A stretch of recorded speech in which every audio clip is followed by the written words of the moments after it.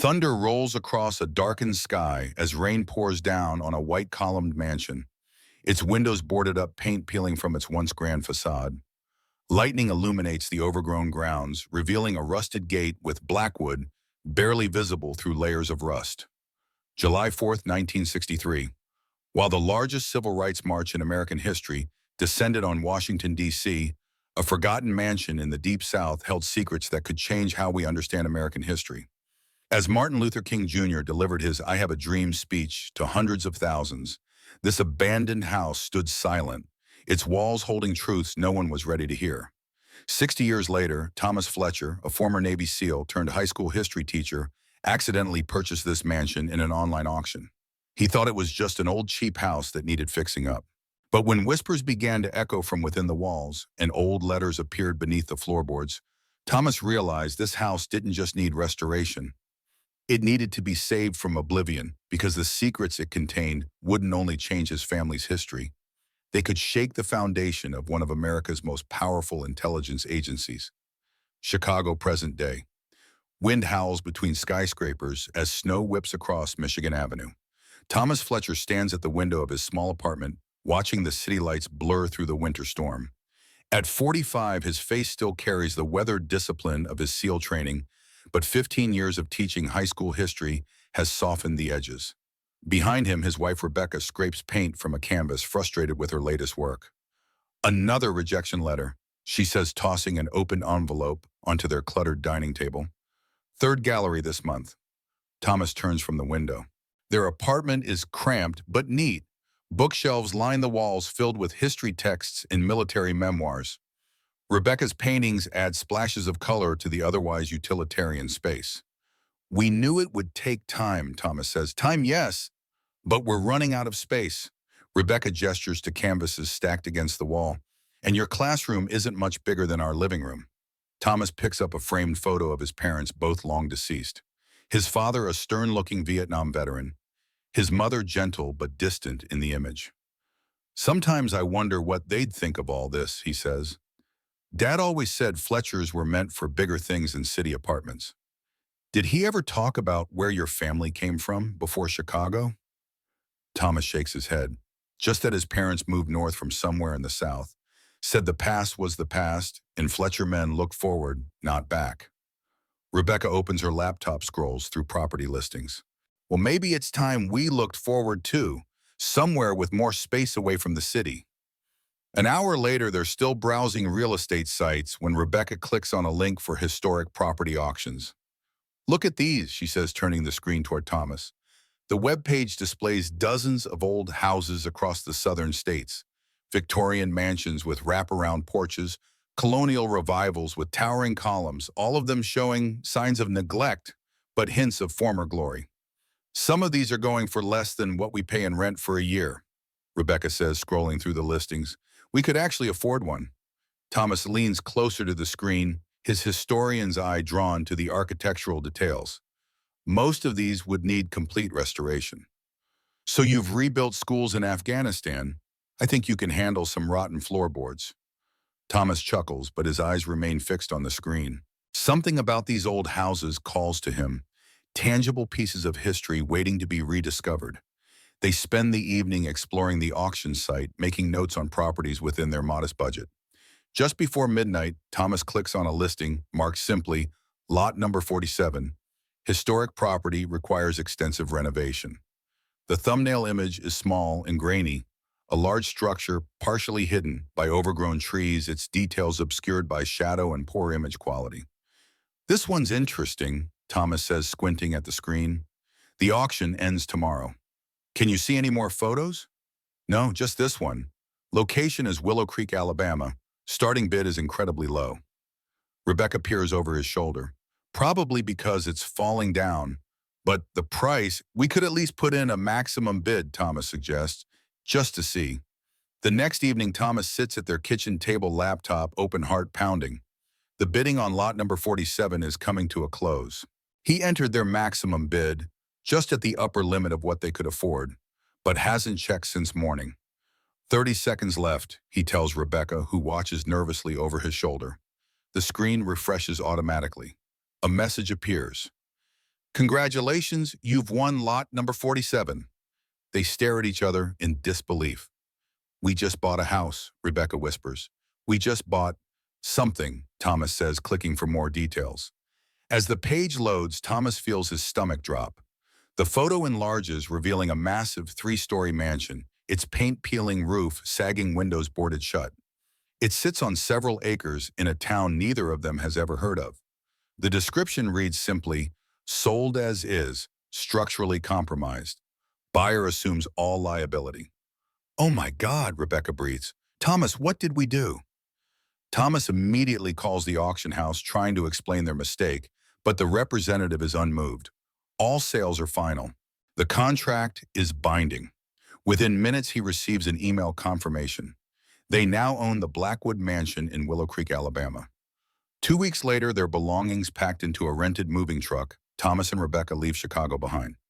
The winter landscape gradually gives way to rolling hills and then pine forests as they drive south. Rebecca is quiet for much of the journey, occasionally reading aloud snippets of information about Willow Creek from her phone. Population just under 3,000, she says. Founded in 1837, main industry was cotton until the 1950s. Thomas keeps his eyes on the road, hands tight on the wheel. Any mention of our house? Nothing specific, just that several antebellum and Victorian homes are notable features of the historic district. As they cross into Alabama, the weather warms, but a heavy tension builds between them. They've invested nearly everything in this mistake. Their savings, their security. If the house is truly unsalvageable, they have no safety net. Willow Creek appears suddenly around a bend in the road, a small town center with a courthouse square surrounded by brick storefronts, many displaying faded signs. A few people sit outside a diner, their conversation stopping as the moving truck rumbles past. Welcoming committee, Thomas murmurs, nodding toward the staring faces. They follow GPS directions through town and onto a narrow road that winds through dense woods. Finally, they turn onto an overgrown drive lined with ancient oak trees, their branches forming a tunnel overhead. The mansion appears at the end of the drive, and both of them fall silent. In the late afternoon light, the Blackwood Mansion looms 3 stories high, its white paint gray with age and weather. The front porch sags dangerously, columns listing at slight angles. Many windows are boarded with weathered plywood, while others reveal dark, empty interiors through cracked glass. Vines climb the walls, infiltrating gaps in the siding. Thomas parks the truck, and they sit motionless, taking in the scale of what they've purchased. It's, Rebecca begins, but words fail her. Big, Thomas finishes, a lot bigger than it looked in that photo. They step out of the truck, gravel crunching beneath their feet. The air smells of pine and damp earth. A stillness hangs over the property. No bird song, no insect buzz, just the faint creak of the house as it settles. They approach, cautiously climbing crumbling steps to the broad front porch. The double doors are solid oak, their carved panels obscured by decades of grime. Thomas turns the brass handle and pushes. The door resists, then opens with a low groan. Inside, dust motes dance in the shafts of light that penetrate the boarded windows. They stand in a grand foyer, a sweeping staircase rising before them. To either side, doorways lead to large rooms filled with shadows.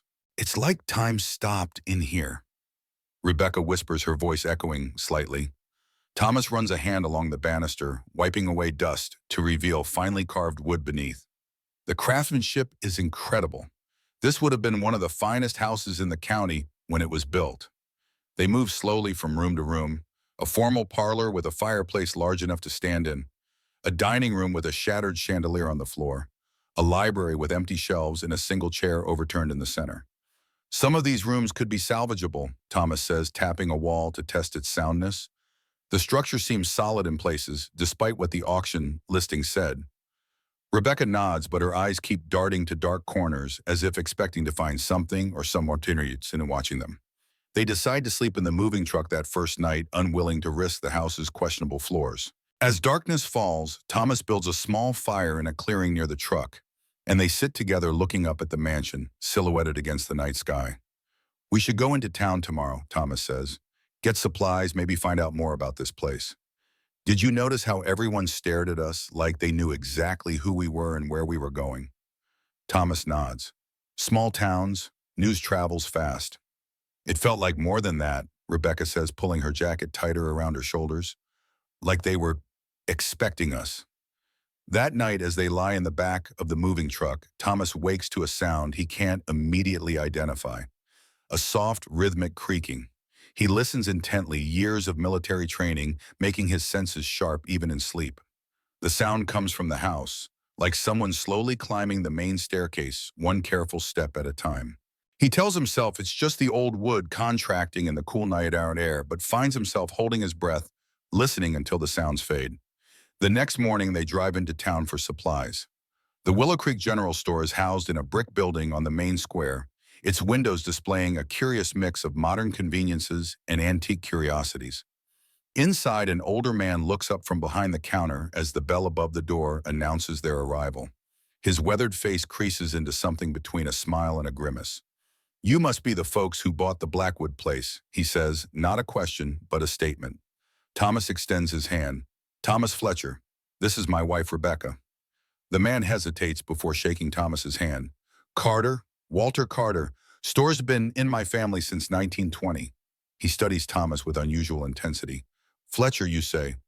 "That's right." Carter nods slowly. "Got what you need for that old house right here. Though might be cheaper to bulldoze it and start fresh." "We're hoping to restore it," Rebecca says, browsing shelves of hardware. Carter makes a sound somewhere between a laugh and a cough. "Been empty near 30 years. Last family that tried to live there didn't make it through winter." "What happened to them?" Thomas asks. "Left in the middle of the night. Said the house didn't want them there." Carter leans forward slightly. "Some places carry weight, Mr. Fletcher. History that doesn't like being disturbed." Thomas maintains eye contact. "I teach history, Mr. Carter. It's meant to be examined, not feared." "Then you'll want to examine carefully what happened to the Blackwoods themselves." Carter turns to help another customer, leaving his words hanging in the air. They gather basic supplies, cleaning materials, tools, flashlights, and non-perishable food. At the register, Carter rings them up with efficiency, barely making small talk. As he hands Thomas the receipt, he hesitates. "Town library's got records if you're the examining type," he says quietly. "Might want to know what you're sleeping under before you get too comfortable." Back at the mansion, they begin the overwhelming task of cleaning decades of dirt and debris from what will become their living quarters. They decide to focus on making the kitchen and one adjacent room habitable with setting up a camping stove and air mattress. As Thomas pulls rotted boards from a kitchen window to let in light, he notices a symbol carved into the window frame, a series of interlocking lines forming what looks like a stylized star. He runs his fingers over the shallow grooves. "Rebecca, look at this." She comes over, dust smudging her cheek. "What is it?" "Some kind of marking. There's another one over there on the doorframe." Upon closer inspection, they find similar symbols throughout the house, often hidden in inconspicuous places: the underside of the banister, the corner of a fireplace mantel above doorways. "These look deliberate," Thomas says, photographing one with his phone, "like some kind of protection symbols." "Protection from what?" Rebecca asks, but neither has an answer. That afternoon, Thomas descends carefully into the basement, flashlight in hand. The wooden stairs creak ominously under his weight. At the bottom, his beam cuts through thick darkness, revealing a dirt floor and stone foundation walls. The space is largely empty except for broken furniture and rusted tools scattered about. In one corner stands an old trunk, its iron fittings flaking with rust. Thomas kneels before it, brushing away cobwebs, and forces it open. Inside lies a jumble of yellowed papers, faded photographs, and small objects wrapped in cloth. He lifts one photograph, blowing dust from its surface. It shows a group posed in front of the mansion, a stern-looking white family in early 1900s clothing, with several black servants standing behind them. Thomas studies the image carefully, then freezes. One of the servants, a tall man standing slightly apart from the others, bears an uncanny resemblance to himself. The same jawline, the same set of the eyes. Among the papers, he finds an old leather case. Opening it reveals a tarnished badge or insignia of some kind. Thomas wipes it clean with his thumb, revealing the letters OSS beneath an eagle emblem. "Office of Strategic Services," he whispers, recognizing the precursor to the CIA from his military history studies. The name William Fletcher is engraved on the back. His heart racing, Thomas gathers the photographs and badge along with a handful of the papers and returns upstairs to show Rebecca. "This is incredible," she says, examining the photograph. "He could be your twin from another era." "And this," Thomas says, holding up the OSS badge. "The Office of Strategic Services was America's intelligence agency during World War II, before the CIA, and it has the name Fletcher on it.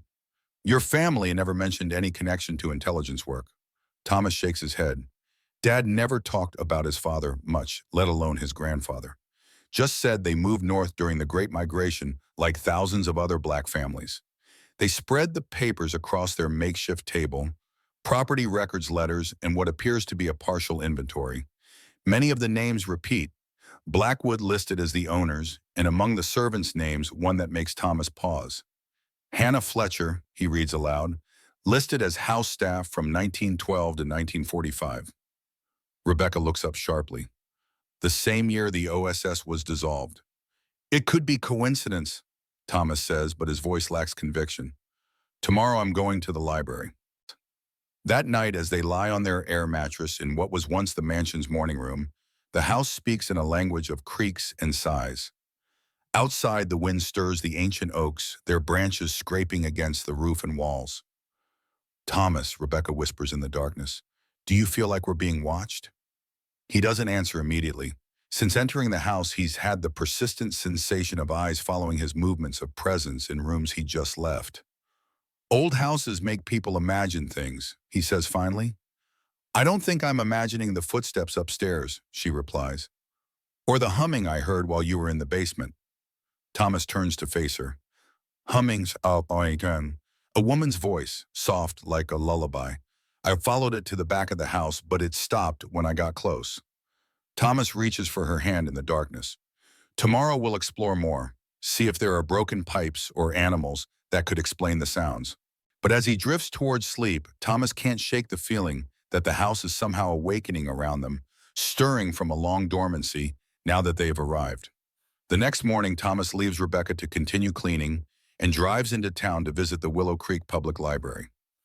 The building is small, housed in what appears to be a converted Victorian home on a quiet side street. Inside the librarian, a woman in her 60s with silver-rimmed glasses, looks up from her desk with surprise. "Good morning," Thomas says. "I'm looking for historical records about the Blackwood Mansion." Recognition flickers across her face. "You're the new owner." News travels fast. "It's not every day someone buys that old place." She introduces herself as Margaret Wilson. "What exactly are you looking for?" "Anything really, previous owners, historical, events, town records."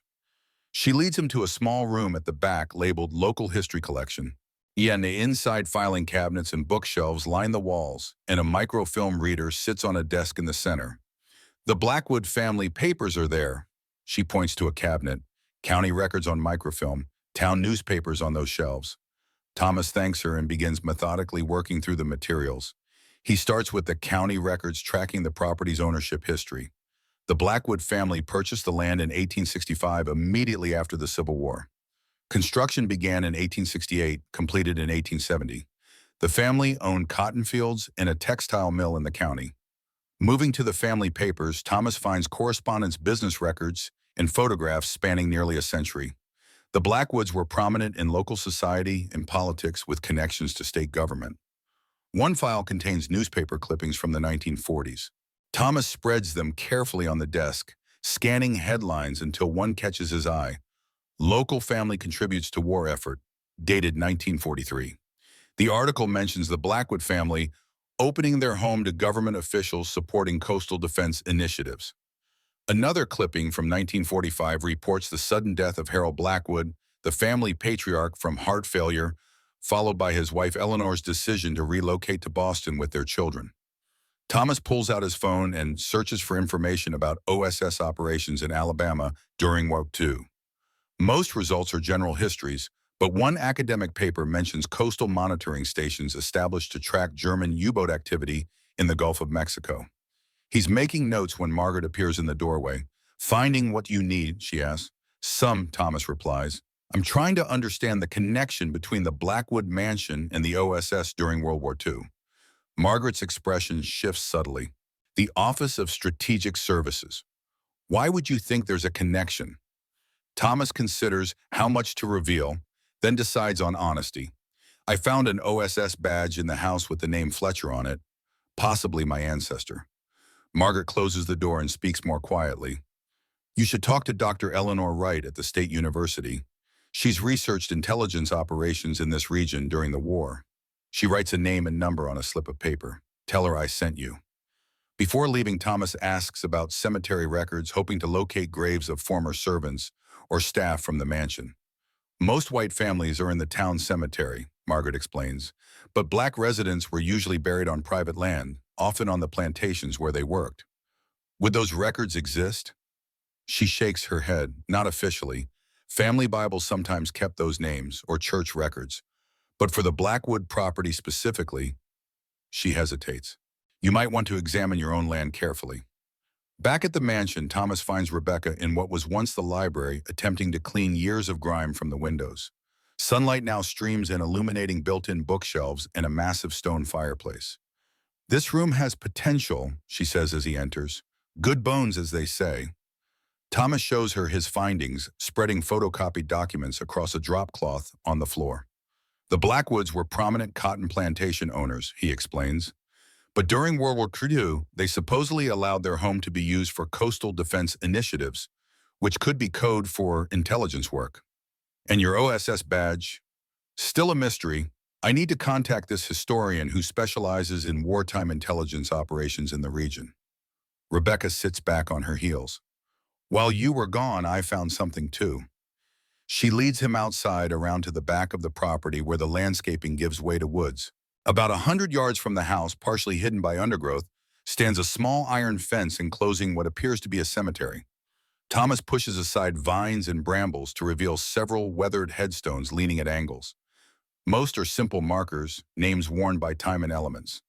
But one larger stone near the center remains relatively legible. Hannah Fletcher, 1890, 1963. Her truth lives eternal. Thomas stares at the inscription, his pulse quickening. She died in 1963, the same year as the March on Washington.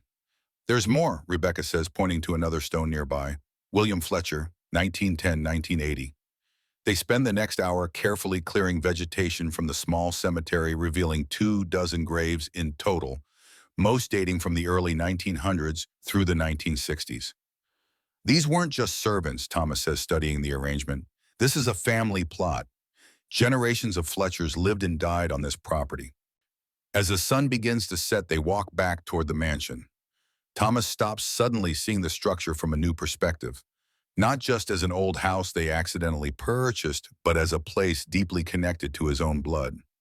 Rebecca, he says slowly, I think we're meant to be here.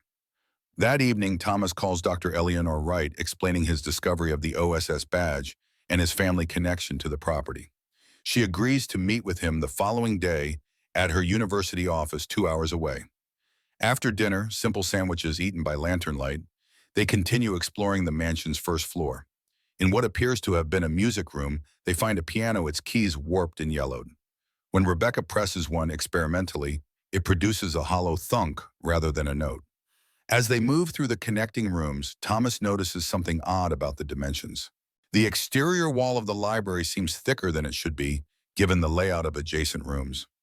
There's space unaccounted for here, he says, tapping the wall behind a bookcase. The sound is different. Not the solid thud of plaster on brick, but something more hollow.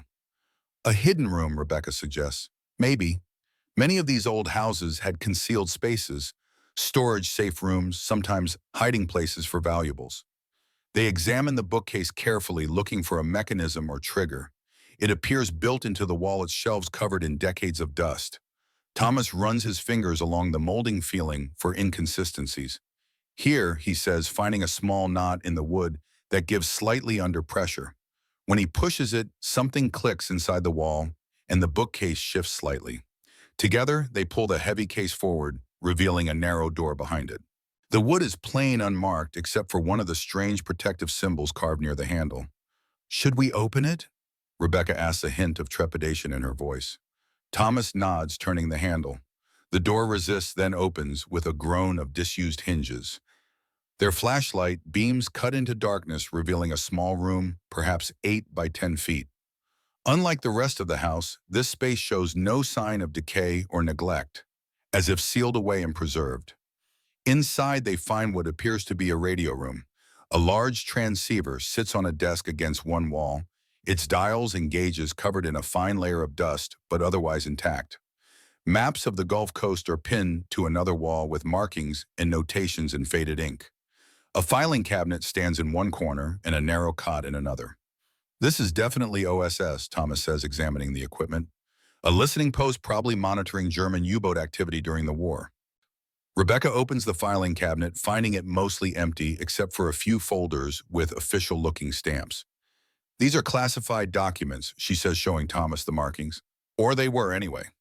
The documents contain coded messages, surveillance reports, and what appear to be personnel records, though many pages are missing. One folder labeled Operative Fletcher W. contains only a single sheet with basic information, date of birth, height, eye color, but no photograph or assignment details.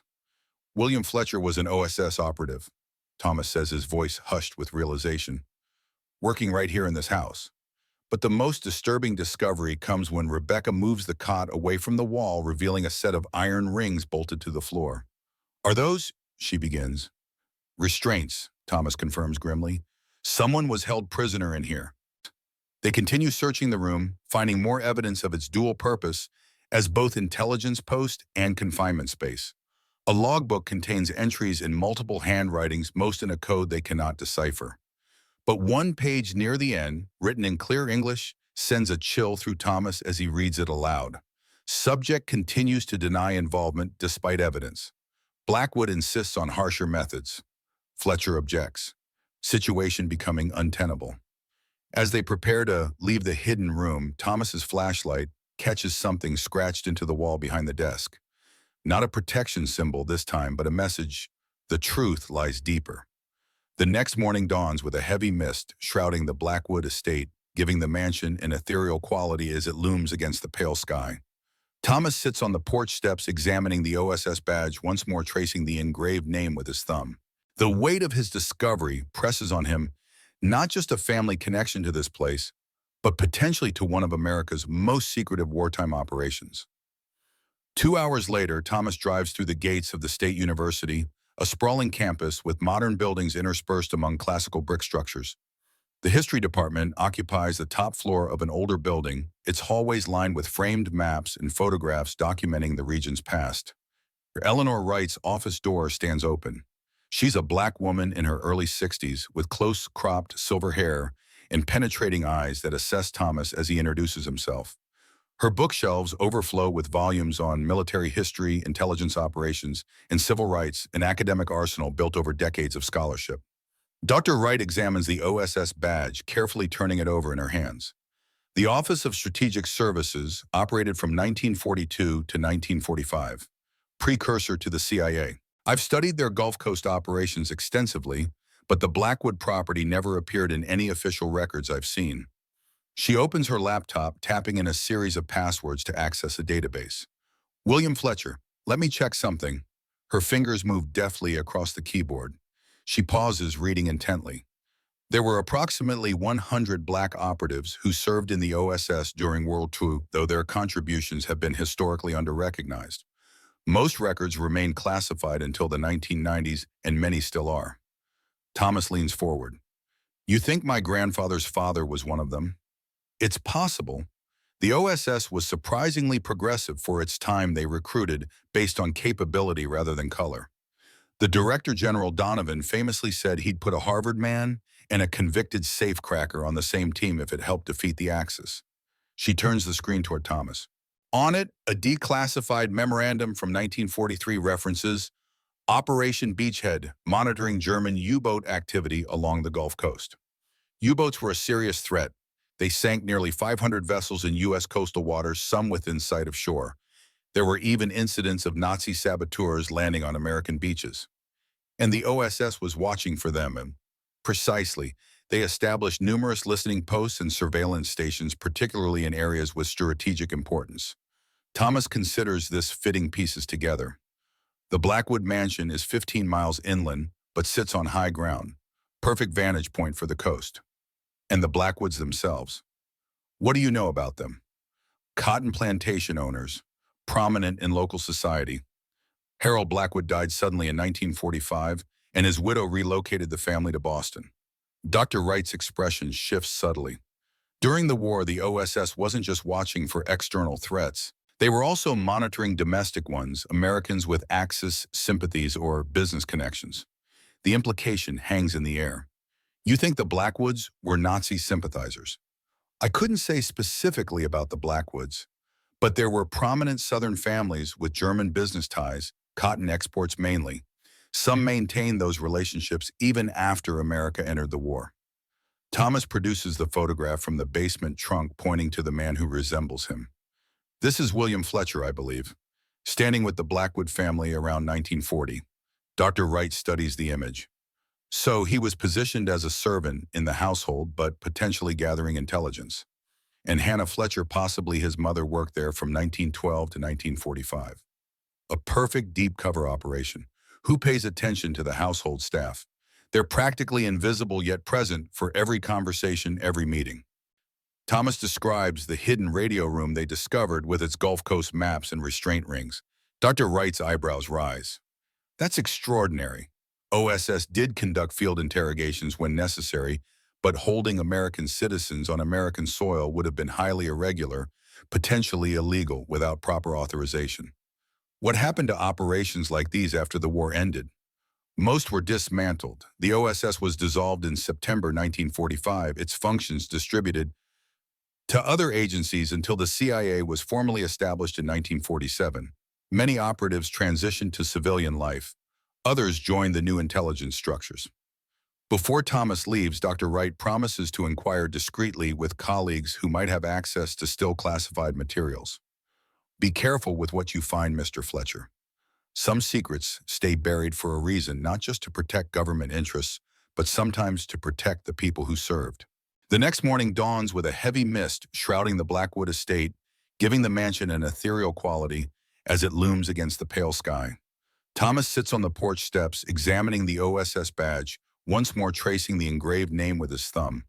The weight of his discovery presses on him, not just a family connection to this place, but potentially to one of America's most secretive wartime operations. 2 hours later, Thomas drives through the gates of the State University, a sprawling campus with modern buildings interspersed among classical brick structures. The history department occupies the top floor of an older building, its hallways lined with framed maps and photographs documenting the region's past. Dr. Eleanor Wright's office door stands open. She's a Black woman in her early 60s with close-cropped silver hair and penetrating eyes that assess Thomas as he introduces himself. Her bookshelves overflow with volumes on military history, intelligence operations, and civil rights, an academic arsenal built over decades of scholarship. Dr. Wright examines the OSS badge, carefully turning it over in her hands. The Office of Strategic Services operated from 1942 to 1945, precursor to the CIA. I've studied their Gulf Coast operations extensively, but the Blackwood property never appeared in any official records I've seen. She opens her laptop, tapping in a series of passwords to access a database. William Fletcher. Let me check something. Her fingers move deftly across the keyboard. She pauses, reading intently.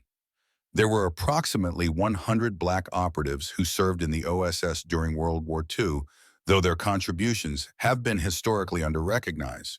Most records remain classified until the 1990s, and many still are. Thomas leans forward. You think my grandfather's father was one of them? It's possible. The OSS was surprisingly progressive for its time. They recruited based on capability rather than color. The Director General Donovan famously said he'd put a Harvard man and a convicted safecracker on the same team if it helped defeat the Axis. She turns the screen toward Thomas. On it, a declassified memorandum from 1943 references Operation Beachhead, monitoring German U-boat activity along the Gulf Coast. U-boats were a serious threat. They sank nearly 500 vessels in U.S. coastal waters, some within sight of shore. There were even incidents of Nazi saboteurs landing on American beaches. And the OSS was watching for them. Precisely. They established numerous listening posts and surveillance stations, particularly in areas with strategic importance. Thomas considers this fitting pieces together. The Blackwood Mansion is 15 miles inland, but sits on high ground. Perfect vantage point for the coast. And the Blackwoods themselves, what do you know about them? Cotton plantation owners, prominent in local society.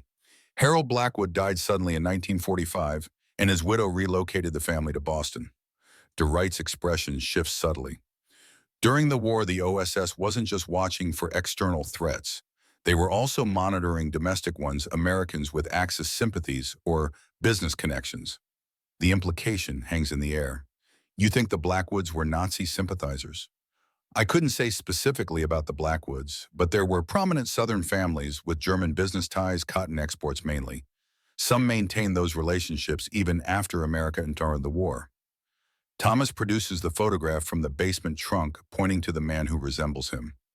This is William Fletcher, I believe, standing with the Blackwood family around 1940. Dr. Wright studies the image. So he was positioned as a servant in the household, but potentially gathering intelligence.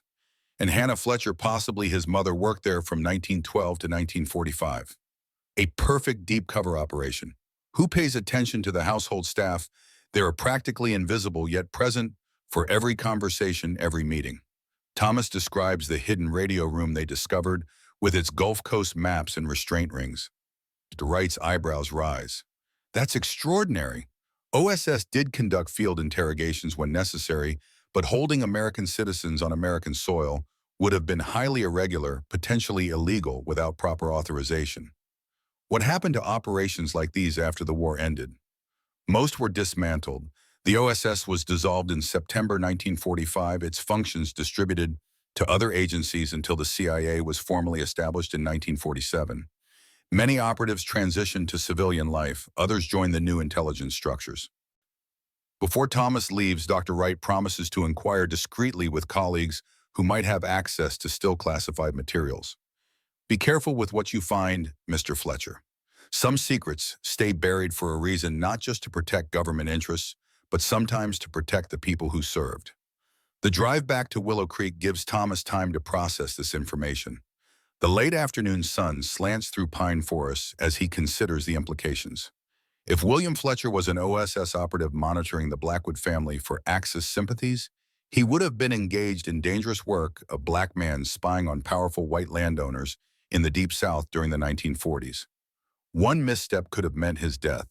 As Thomas approaches the town limits, he notices a police cruiser parked on the shoulder. When he passes, the vehicle pulls out, following at a discreet distance.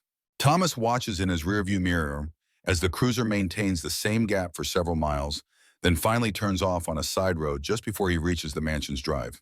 Rebecca meets him on the porch, her expression troubled. While you were gone, someone was here. Inside, she shows him muddy boot prints crossing the foyer and leading directly to the library. The bookcase concealing the hidden room has been disturbed, not enough to expose the door behind it, but enough to show someone had examined it closely. I was upstairs cleaning the master bedroom. Didn't hear anything until the front door closed. By the time I got downstairs, they were gone. Thomas kneels, examining the boot prints. Size 11 or 12, heavy tread work boots or tactical footwear. Rebecca hugs herself, suddenly chilled despite the warm air.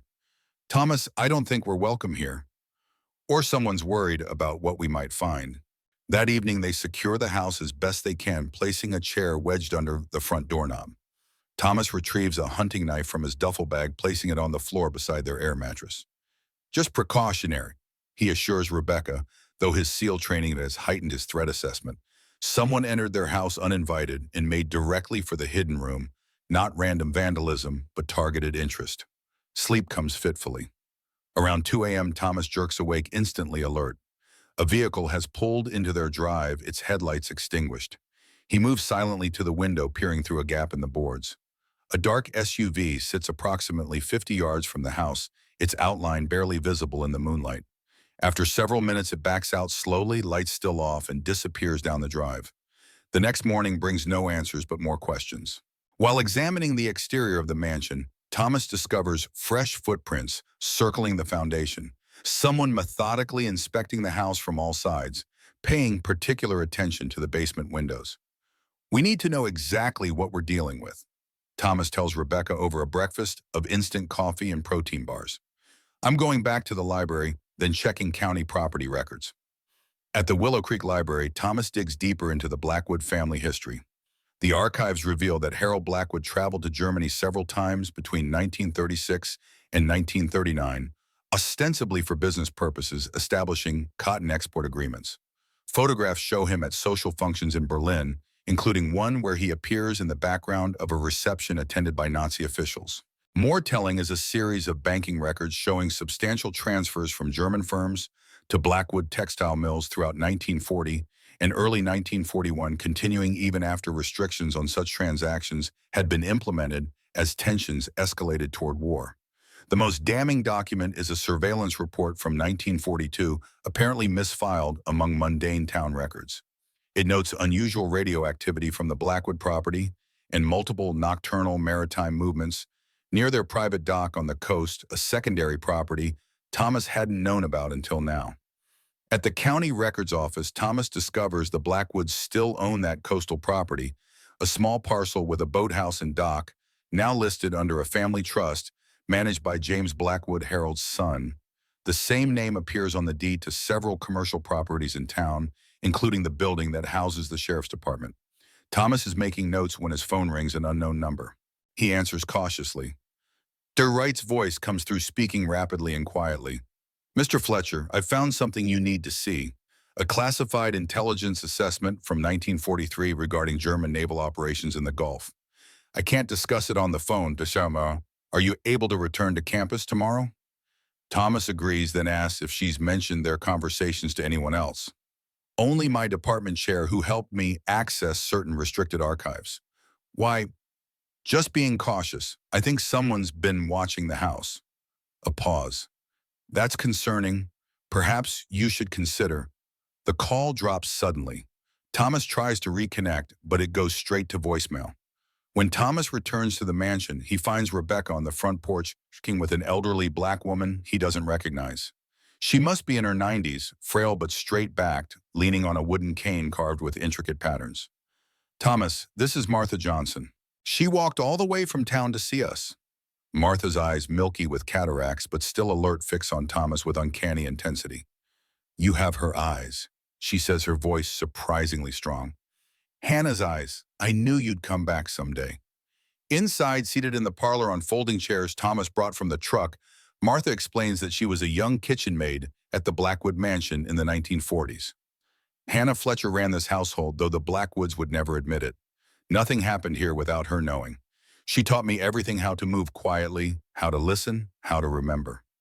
You knew Hannah well. She was my aunt, my mother's sister. After the war, when the Blackwoods left, Hannah stayed on as caretaker. Said she had unfinished business here. Thomas shows her the OSS badge. Martha nods slowly. William, her son, he came back from training up north in '42 wearing a uniform when he arrived, but plain clothes in the house. They spoke in whispers, those two. Always watching, always careful. What were they watching for? Martha's gaze drifts toward the window as if seeing across decades. The Blackwoods weren't what they seemed. Harold Blackwood hosted meetings in this house, men speaking German late-at-night documents spread across this very room. When America joined the war, those meetings moved to the boathouse on the coast. But Hannah and William were always watching. Did you know about the hidden room behind the bookcase in the library? Martha nods. I helped William install the radio. Hannah taught me the codes, simple ones, just enough to signal if certain visitors came while William was away. Rebecca leans forward. Martha, what happened to Harold Blackwood? Did he really die of heart failure? The old woman's face grows still. There was a confrontation. February 1945. Harold discovered William was no servant's son, but a government man. There was shouting, then silence. When I came to the library with tea, Harold was on the floor, not breathing. William stood over him, his servant's jacket open to reveal a shoulder holster. He killed Blackwood. He protected this country from a traitor. Harold Blackwood was passing naval intelligence to German agents, shipping routes, convoy schedules. Americans were dying because of him. Thomas processes this revelation. What happened afterward? William arranged everything. The official story: Harold died of heart failure. His widow, shattered by grief, decided to sell their business interests and relocate. The mansion would remain in Blackwood ownership but stand vacant. And no investigation, no questions. It was wartime. William had government connections, and some in town knew exactly what Harold had been doing. They just looked the other way. Money has a way of blinding people to truth. Martha's gaze intensifies. Hannah stayed here after that, watching over this place until she died in 1960. She always said a Fletcher would return someday to finish what William started. As darkness falls, Martha prepares to leave, refusing their offer to drive her home. I've walked these roads for 90 years. Besides, no one in town would harm me. I know too many of their secrets. Before departing, she presses a small, worn leather pouch into Thomas's hand. Hannah wanted the Fletcher who came back to have this. I've kept it safe waiting. Inside the pouch, Thomas finds an old iron key in a folded piece of paper with faded handwriting. When the truth must be found, look beneath the stone marked with 3 crosses where the light meets the water. That night, Thomas and Rebecca pore over the property survey they found among the closing documents from the auction. The Blackwood estate encompasses nearly 50 acres, including a small pond at the eastern boundary. Where the light meets the water, Rebecca muses, could be the pond at sunrise. And the stone marked with 3 crosses, something in the cemetery maybe. They decide to search the cemetery at first light. For now, they secure the house again, taking turns keeping watch. The presence of Martha Johnson has changed the dynamic. Someone in town knows they're here for a reason connected to the Fletcher legacy. Their presence is no longer just unusual, it's potentially threatening to those with interest in keeping the past buried. Around midnight, Thomas hears a vehicle on the main road beyond their property line. It slows near their drive, then continues on. 30 minutes later, it passes again in the opposite direction. Someone is maintaining surveillance. Dawn brings a clear, cool morning. Thomas and Rebecca make their way to the small cemetery, searching each headstone for a mark resembling 3 crosses. None show such a symbol. Maybe it's not literal crosses, Rebecca suggests. Could be a pattern or initials, or there. Thomas points to a flat stone marker partially embedded in the ground near the cemetery's edge. Carved into its surface are 3 intersecting lines forming a pattern that could indeed be interpreted as 3 crosses. They begin digging. The soil gives way easily, suggesting previous disturbance. About 3 feet down, Thomas's shovel strikes something solid, a metal container roughly the size of a footlocker, sealed and waterproofed. The key from Martha's pouch fits the lock perfectly. Inside, protected by oilcloth wrapping, they find a trove of documents, photographs of Harold Blackwood meeting with men in German naval uniforms, ledgers documenting payments received for coastal information and supply coordination, maps marking drop points along the Gulf Coast, and a sealed waterproof tube containing a Nazi Iron Cross medal with an accompanying letter of commendation from Nazi officials thanking Blackwood for his service to the Reich. This is incredible, Thomas says, carefully examining each item. William gathered enough evidence to prove treason 10 times over. But he never used it publicly. The war was ending. Maybe his superiors decided a quiet resolution was better than a public scandal. They're repacking the container when Thomas's phone rings. Dr. Wright calling back. Mr. Fletcher, I'm sorry about yesterday. Reception in my office is terrible. I wanted to tell you. Thomas interrupts, describing their discovery of the buried evidence cache. That's remarkable, Dr. Wright responds. It correlates with what I found in the classified files. The OSS had a high-level operation targeting a network of German sympathizers along the Gulf Coast. The Blackwood case was designated Situation Flamingo. They suspected Harold Blackwood was not just a sympathizer, but an active intelligence asset for the Abwehr. We found proof, concrete evidence that Blackwood was selling naval intelligence to the Germans. American sailors died because of him. That would explain why the case was handled so discreetly. By early 1945, the government was already looking toward the post-war world. A public treason trial involving a prominent American family would have been politically problematic. So they covered it up. They neutralized the threat and moved on. Not unusual in intelligence work, Mr. Fletcher, even today. Dr. Wright pauses, then continues with greater urgency. There's something else you should know.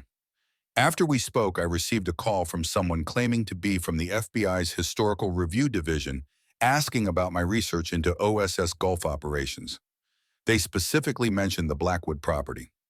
I never mentioned the Blackwood name to you on the phone. Exactly. Someone is monitoring our communications. Be careful, Mr. Fletcher. Whatever you found has attracted attention. The call ends with Dr. Wright promising to secure the documents she's discovered and meet Thomas in person the following day. As Thomas relays this conversation to Rebecca, they hear the crunch of tires on gravel, a vehicle approaching the house. Through the front window, they see a police cruiser stop in the circular drive. Sheriff Robert Caldwell steps out, adjusting his hat against the midday sun. Thomas conceals the evidence container under a tarp in the back of their truck before joining Rebecca on the porch to greet the sheriff. Caldwell removes his sunglasses, revealing pale blue eyes that assess everything with professional detachment. Mr. and Mrs. Fletcher, thought I'd check in, see how you're settling into our little community. Thomas maintains a neutral expression. Appreciate the concern, Sheriff. We're making progress on the house. Good to hear. Noticed you've been asking questions around town, at the library, the county records office. Just researching the property's history. I teach history occupational habit. Caldwell nods slowly. Natural curiosity, but some histories are complicated, especially in small southern towns. He glances at the mansion behind them. The Blackwood family still has connections in this county, descendants who remember their ancestors differently than some might portray them. I believe in accuracy, Sheriff, not portrayal. Admirable, but history's rarely just facts, as it usually depends on who's telling the story. Caldwell steps back, preparing to leave. Just a friendly word of advice, Mr. Fletcher. Some stones are better left unturned, for everyone's sake. As the sheriff drives away, Rebecca turns to Thomas. That wasn't subtle. No, it wasn't. Someone knows what we found or what we might find, and they're worried. They spend the afternoon securing their discoveries, photographing each document as insurance before returning the container to its hiding place beneath the marked stone. The original OSS badge and Hannah's diary they conceal in a different location inside a hollow space behind a loose brick in the kitchen fireplace. As evening approaches, Thomas receives a text message from an unknown number. Do not meet Wright tomorrow. She is compromised. Fletcher legacy in danger. Attempts to call the number back fail. It's already disconnected. Could be a trap, Rebecca suggests, or someone trying to prevent you from learning more. Or a legitimate warning. Either way, we need to be careful. Thomas calls Dr. Wright's office but gets her voicemail. He leaves a message about changing their meeting time without specifying details of precaution in case her phone is monitored. That night, Thomas wakes to the sound of breaking glass. He's instantly alert, signaling Rebecca to remain silent as he reaches for the hunting knife beside their mattress. Footsteps move through the foyer, multiple sets moving with purpose. Flashlight beams sweep across the walls. Thomas motions for Rebecca to follow him to the kitchen, where a back door offers escape if needed. They move silently, years of Thomas's tactical training evident in his careful movements. From the kitchen window, they see two vehicles parked behind the house, a dark SUV and a pickup truck, both with their lights off. The intruders are methodically searching the first floor. A voice calls out, "Check the library!" behind the bookcase. Thomas makes a decision. We need to get to the truck. The evidence. But before they can move, the kitchen door swings open. A man in dark clothing stands silhouetted, raising a flashlight toward them. Thomas reacts instinctively, lunging forward and striking the man's arm, sending the flashlight clattering across the floor. The intruder recovers quickly, reaching inside his jacket. Thomas doesn't wait to see if he's drawing a weapon. He delivers a swift, precise strike to the man's solar plexus, followed by a blow to the side of the neck. The man crumples, gasping for breath. Thomas grabs the fallen flashlight and motions Rebecca toward the door. Go. Get to the truck. They slip out into the darkness, keeping low as they circle toward the front of the house. From inside comes the sound of footsteps and urgent voices. Someone has discovered their unconscious companion. They reach the truck unseen. Thomas starts the engine and accelerates down, the drive lights off until they reach the main road. Only then does he switch on the headlights, speeding toward town. Who were they? Rebecca asks, her voice steady despite the adrenaline. Not sure. Not local police. They would have identified themselves. Professional, though. Organized search pattern, tactical approach. Where are we going? Thomas checks the rearview mirror. No pursuit yet, but it won't take long for them to follow. Martha Johnson's. She's our only confirmed ally in town. Finding Martha's address proves challenging. She's not listed in phone directories. They circle through Willow Creek's quiet streets until Rebecca spots the elderly woman sitting on the porch of a small, well-maintained house on the edge of town. Despite the late hour, Martha seems unsurprised by their arrival. She invites them inside her home, a testament to decades of careful living, simple furniture, immaculate surfaces, walls covered with family photographs spanning generations. Thomas explains the night's events while Martha listens, nodding occasionally. "They've been watching you since you arrived," she says finally. "James Blackwood has friends in the county, government, the sheriff's department. They know you've been researching the family history. We found William's evidence cache proof of Harold Blackwood's treason, but someone's trying to prevent us from learning more." Martha's expression doesn't change. "There's more to find. Hannah made sure of it." Ma's message about the truth lies deeper. What did she mean? Martha rises slowly, moving to an old secretary desk in the corner of her living room. From a hidden compartment, she withdraws a small leather-bound book. Hannah's second diary. She kept this one separate from the one in the house. "I've protected it all these years, waiting for the right Fletcher to return." Thomas opens it carefully. The handwriting matches the diary they found in the mansion, but these entries begin in 1945 after Harold Blackwood's death and continue until 1963. He reads the first entry aloud. "William has done what was necessary. The immediate threat is neutralized, but the deeper network remains. The Blackwoods were merely one branch of a disease that has rooted itself in this region. Powerful families whose greed transcends patriotism, whose loyalty is only to profit and position." The diary details Hannah's observations over 18 years as she maintained the empty mansion, watching the town and documenting connections between certain prominent families and their business dealings. She notes suspicious activities at the Blackwood Boathouse, continuing well into the 1950s, now involving Soviet contacts rather than German ones. After the war, allegiances shifted, Martha explains. Some who had sympathized with the Nazis found new partners in the Soviets. The enemy changed, but the treachery remained the same. A passage from 1955 describes Hannah witnessing a meeting at the boathouse between James Blackwood, Harold's son, now returned from Boston, and a man speaking Russian, exchanging documents related to missile development at nearby Redstone Arsenal, where America's early space and weapons programs were headquartered. Hannah documented Cold War espionage, Thomas realizes, for almost 20 years after the OSS was dissolved. Well, she reported to William regularly, Martha confirms. He had joined the CIA by then, operating primarily in Europe, but he maintained contact, collected her information. Did they pass this intelligence to authorities? Some of it, but they discovered something troubling. Certain reports disappeared. Operations were compromised. They realized there was a mole somewhere in the system, someone protecting the network. Thomas turns pages, reading entries through the late 1950s and into the early 1960s. Hannah documents growing civil rights activities in the region, noting how certain powerful families, including the Blackwoods, funded opposition to integration, sometimes violently. The final entry, dated July 3, 1963, makes Thomas's blood run cold.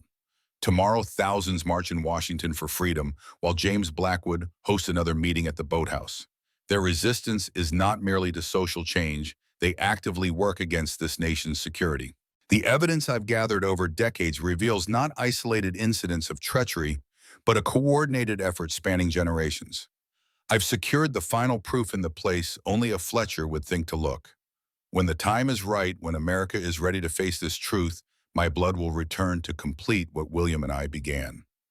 Hannah Fletcher died the next day, July 4, 1963, the date of the March on Washington.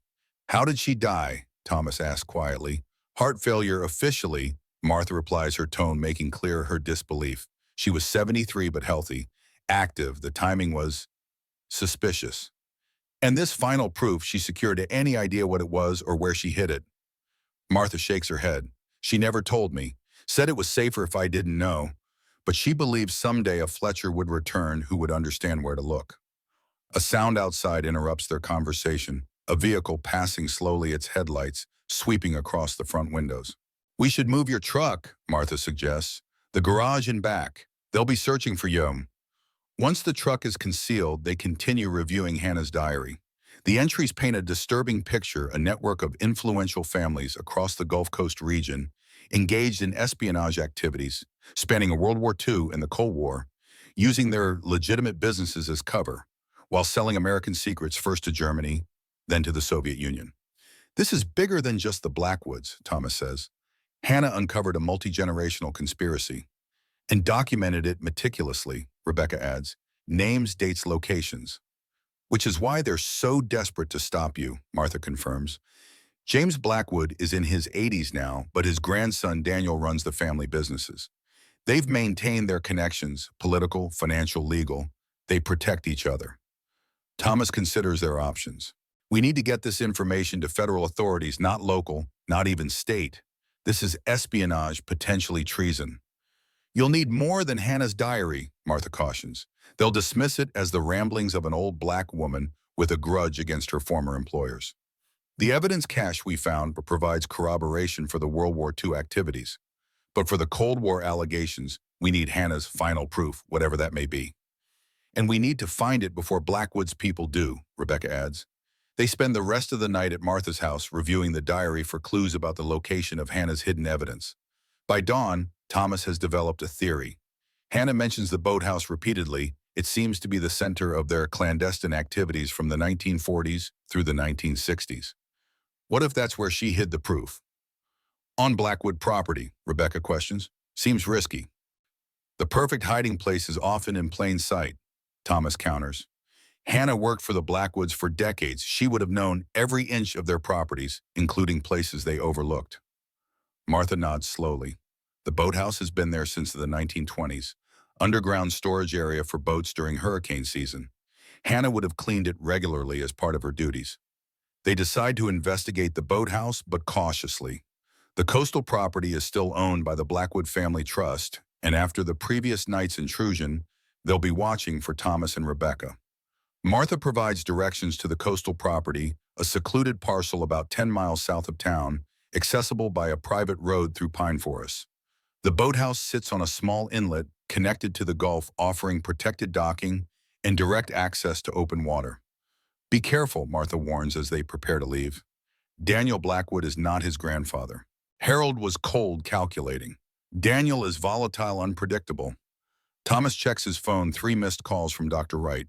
He tries returning them, but each attempt goes straight to voicemail. They wait until mid-morning to depart using back roads to avoid the main highway where they might be spotted. Thomas drives with heightened awareness, watching for surveillance or pursuit. The coastal property appears deserted when they arrive. No vehicles in the small parking area, no sign of activity around the boathouse. They park some distance away, approaching on foot through dense shoreline vegetation. The boathouse is larger than Thomas expected, a 2-story structure with weathered wood siding built on pilings over the water. The upper level has windows overlooking the inlet, while the lower level opens directly onto the water with a covered slip large enough for a sizable boat. They circle the structure cautiously. A padlocked door secures the landside entrance, but a weathered wooden staircase leads to a second-floor deck and another door. That lock's new, Thomas observes, examining the heavy-duty mechanism on the main door. Not something you'd typically find on an old boathouse. Rebecca tries the upstairs door, locked as well, but with an older, simpler mechanism. Thomas examines it, then retrieves a small toolkit from his pocket, remnants of his military days when lockpicking was among his required skills. Within minutes, they're inside the upper level of the boathouse. The space is surprisingly well maintained, a comfortable room with rattan furniture, nautical decorations, and a small kitchenette. Large windows offer views across the inlet to the Gulf beyond. This isn't abandoned, Rebecca whispers. Someone uses this regularly. Thomas nods, noting recent magazines on a side table, fresh coffee grounds, and the kitchen trash. They find a staircase leading to the lower level, the boat storage area. Here things become more interesting. The space is divided into sections, the open-sided boat slip, where water enters, a storage area for marine equipment, and a separate room with a heavy door. This third room is locked with another modern padlock. Through a small window, they can see electronics equipment, radio systems, monitors, and what appears to be satellite communication gear. This is no recreational boathouse, Thomas says. This is a communication center. Using his lock-picking tools again, Thomas opens the door. Inside the equipment is sophisticated and current, not historical artifacts, but modern technology capable of secure long-range communications. Someone's still operating, Rebecca realizes. The network Hannah documented, it's still active. They search methodically looking for anything Hannah might have hidden decades earlier. The modern equipment complicates their search. Much of the structure has been renovated and updated over the years. In the main boat storage area, Thomas notices something about the flooring. While most of it consists of modern pressure-treated boards, one section near the back wall shows older wood with a slightly different spacing pattern. This section's been replaced at some point, then replaced again, he observes, kneeling to examine it. The oldest boards would date to Hannah's time. Using a pry bar he finds among the marine tools, Thomas carefully lifts one of the older boards. Beneath it is only water, the dark inlet visible below. He tries another board with the same result. At the third board, something different, a small metal container attached to the underside of the flooring, waterproofed and secured with wire. Thomas works it free carefully and brings it up. The container is sealed against moisture, a military ammunition box repurposed for secure storage. Inside, they find a weather-resistant document case containing photographs, microfilm, and a bound notebook. The photographs show James Blackwood, Harold's son, meeting with Soviet officials during the height of the Cold War. The notebook contains coded messages, their meaning unclear, without a key, but the dates correspond to significant Cold War events: the Cuban Missile Crisis, nuclear test ban, negotiations, aerospace developments. Most damning is a set of technical documents with classified stamps, clearly visible design specifications for missile guidance systems developed at Redstone Arsenal in the late 1950s. Notes in the margins written in Cyrillic suggest these were being prepared for Soviet intelligence.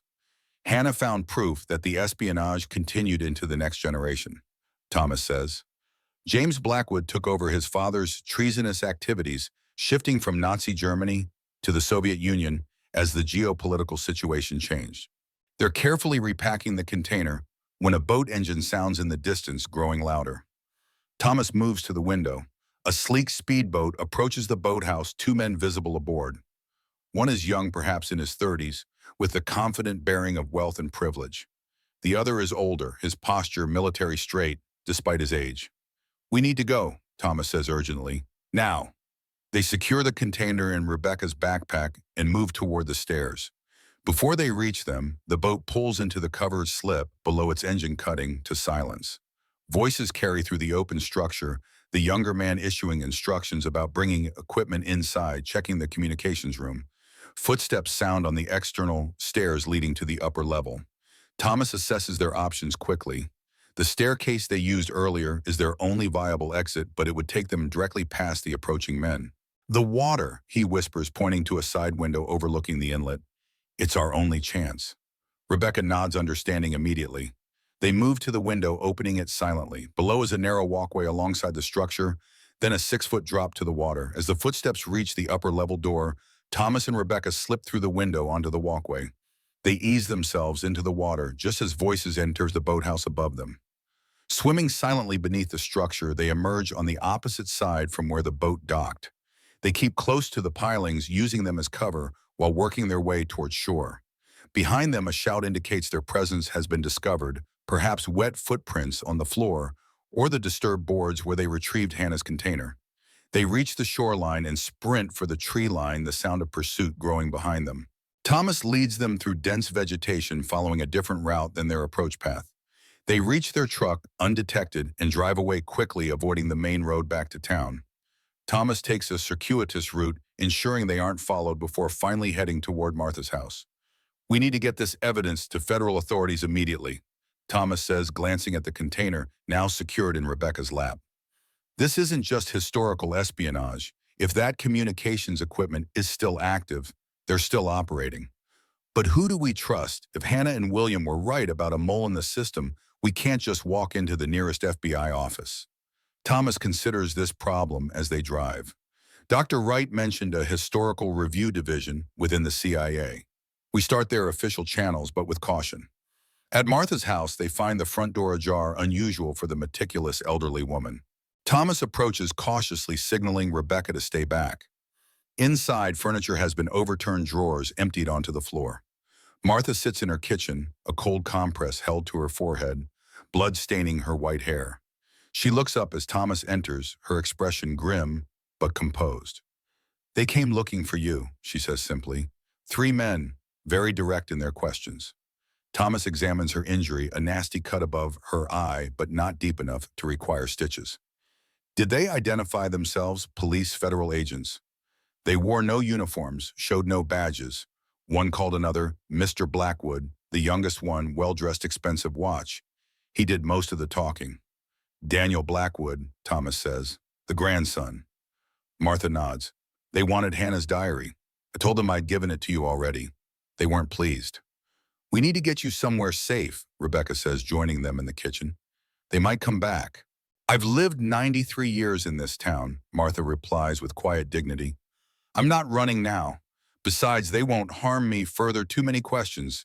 If an elderly black woman turns up injured or worse, they'll focus on you two now." Thomas shows Martha what they found at the boathouse. She examines the documents with careful attention. Hannah was right all along. The Blackwoods betrayed this country across generations. First for the Nazis, then for the Soviets. Always for profit. "And they're still operating," Thomas adds. "That communications equipment is current technology, not historical artifacts." Martha's expression hardens. "Then it's even more important that you expose them. Hannah and William fought this battle their entire lives. Now it falls to you to finish it." As Thomas and Rebecca prepare to leave, Martha takes Thomas's hand. "There's one more thing Hannah told me. Something she said only a Fletcher would understand. The final piece lies where blood and water meet beneath the seventh step where patriots gather." Thomas repeats the phrase, committing it to memory. "Any idea what it means?" Martha shakes her head. "Hannah had her secrets even from me. But she believed when the time came you would know." They leave Martha reluctantly extracting a promise that she'll call her church friends to stay with her. As they drive away, Thomas's phone rings. Dr. Wright again. This time she answers. Her voice sounds strained, speaking rapidly. "Mr. Fletcher, I've been trying to reach you. There's been a development. The FBI Historical Crimes Division contacted my department yesterday asking about OSS operations in Alabama. They specifically mentioned the Blackwood case. Can they be trusted?" "I'm not certain. Their credentials appeared legitimate, but something felt off. They knew details about our conversations that I hadn't shared with anyone." "Where are you now?" "At home. I didn't go to campus today, called in sick. After they left, I contacted a former student who works at Langley. He advised extreme caution." Thomas makes a decision. "We found significant evidence, not just historical espionage, but indications of ongoing operations. We need to get this to the right authorities." My Langley contact suggested a secure protocol. "There's a retired CIA officer in Mobile about 2 hours from you. Former counterintelligence. He can establish a secure channel to the proper divisions without alerting potential compromised elements." Dr. Wright provides contact details for the retired officer Raymond Harker, now teaching political science at a small college in Mobile. Before ending the call, Thomas asks about the phrase Martha shared. "The final piece lies where blood and water meet beneath the seventh step, where patriots gather." Dr. Wright considers it. It's clearly metaphorical. Where patriots gather could refer to a government building, a memorial, perhaps a military installation. And blood and water meeting suggests a coastal location, perhaps where violence occurred, a battle site. "I'll keep working on it. Meanwhile, we'll head to Mobile, connect with your contact." They're approaching the outskirts of Willow Creek when flashing lights appear in their rearview mirror, a police cruiser signaling them to pull over. Thomas slows but doesn't stop immediately. "Sheriff Caldwell, this could be trouble." "The evidence container," Rebecca begins, "under your seat. If something happens, run. Get to Dr. Wright or her CIA contact." Thomas pulls over on a stretch of road flanked by dense woods. The cruiser stops 20 yards behind them, its lights still flashing. In the mirror, Thomas watches Sheriff Caldwell exit his vehicle and approach, one hand resting near his holstered weapon. Thomas lowers his window as the sheriff reaches the truck. "Problem, Sheriff." Caldwell studies him with cold efficiency. "Got a report of trespassing at private property down on the coast. Boathouse belonging to the Blackwood family. Caretaker reported 2 individuals matching your description. We've been helping Martha Johnson with some home repairs all morning. Roof leak. You can check with her. Already spoke with Ms. Johnson. She seemed confused about the timeline. Caldwell's gaze shifts to Rebecca, then back to Thomas. Step out of the vehicle, please.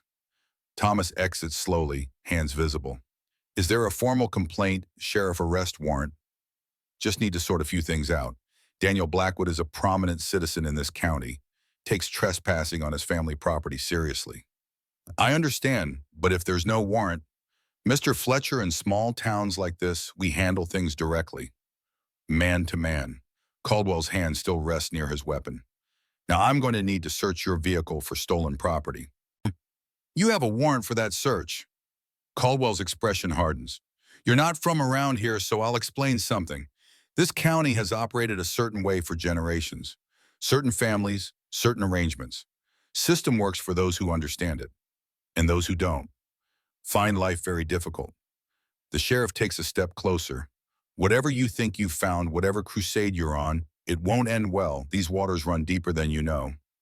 Thomas stands his ground. I know exactly how deep they run, Sheriff. 3 generations of treason, the Blackwoods selling out America first to the Nazis, then to the Soviets. My grandfather's father documented it during World War II. His mother continued after. And now I've found their evidence. Caldwell's expression doesn't change, but his eyes harden. That's quite an accusation against one of this county's founding families. The kind that could get a man in serious trouble without substantial proof. We have the proof, and it's already been secured with multiple federal agencies. This is a bluff, but Caldwell can't know that. The sheriff studies Thomas's face, looking for deception. You're interfering with matters beyond your understanding, Mr. Fletcher. I understand perfectly. The question is, which side are you on, Sheriff? Because this isn't about local politics or old family rivalries anymore. This is about national security, past and present. A tense silence follows. In the distance, another vehicle approaches a dark SUV moving at high speed. Caldwell glances toward it, then back to Thomas. His hand moves from his weapon to adjust his hat. Get in your truck, Mr. Fletcher. Drive away. Don't stop until you're well clear of this county. You're letting us go. I'm choosing not to be on the wrong side of history, just this once. Caldwell steps back. That vehicle belongs to Daniel Blackwood. He doesn't share my capacity for reconsideration. Thomas doesn't need to be told twice. He returns to the truck and accelerates away as the SUV approaches the sheriff's position. In the rearview mirror, he sees Caldwell intercepting the SUV, apparently engaged in conversation with its occupants. He let us go, Rebecca says, disbelief in her voice. White self-preservation, Thomas suggests. If federal investigations start, he doesn't want to be caught actively obstructing justice. Easier to say he had no probable cause to detain us. They drive south toward Mobile, taking secondary roads to avoid main highways where they might be more easily spotted. Thomas maintains a vigilant watch for pursuit, but none materializes. We should be safe once we reach Mobile, he tells Rebecca. Larger jurisdiction outside Blackwood's immediate influence. As they drive, Thomas contemplates Martha's cryptic message. The final piece lies where blood and water meet, beneath the 7th step where patriots gather. Something about it tugs at his memory, a connection he can't quite grasp. Hannah believed a Fletcher would understand the reference, suggesting it relates to family history or something William might have shared.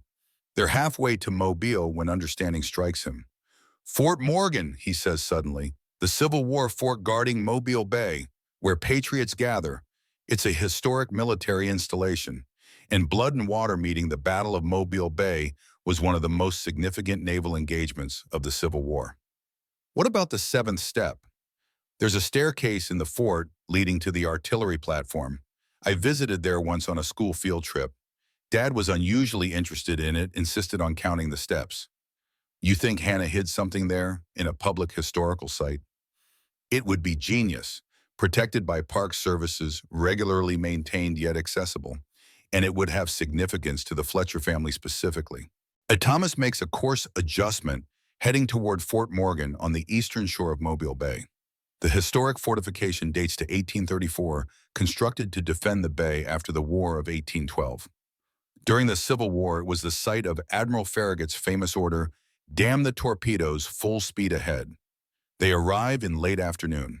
The fort is a massive brick structure, its walls curving in a semicircle facing the bay. A small museum and visitor center stand nearby, though both are closed by the time they arrive.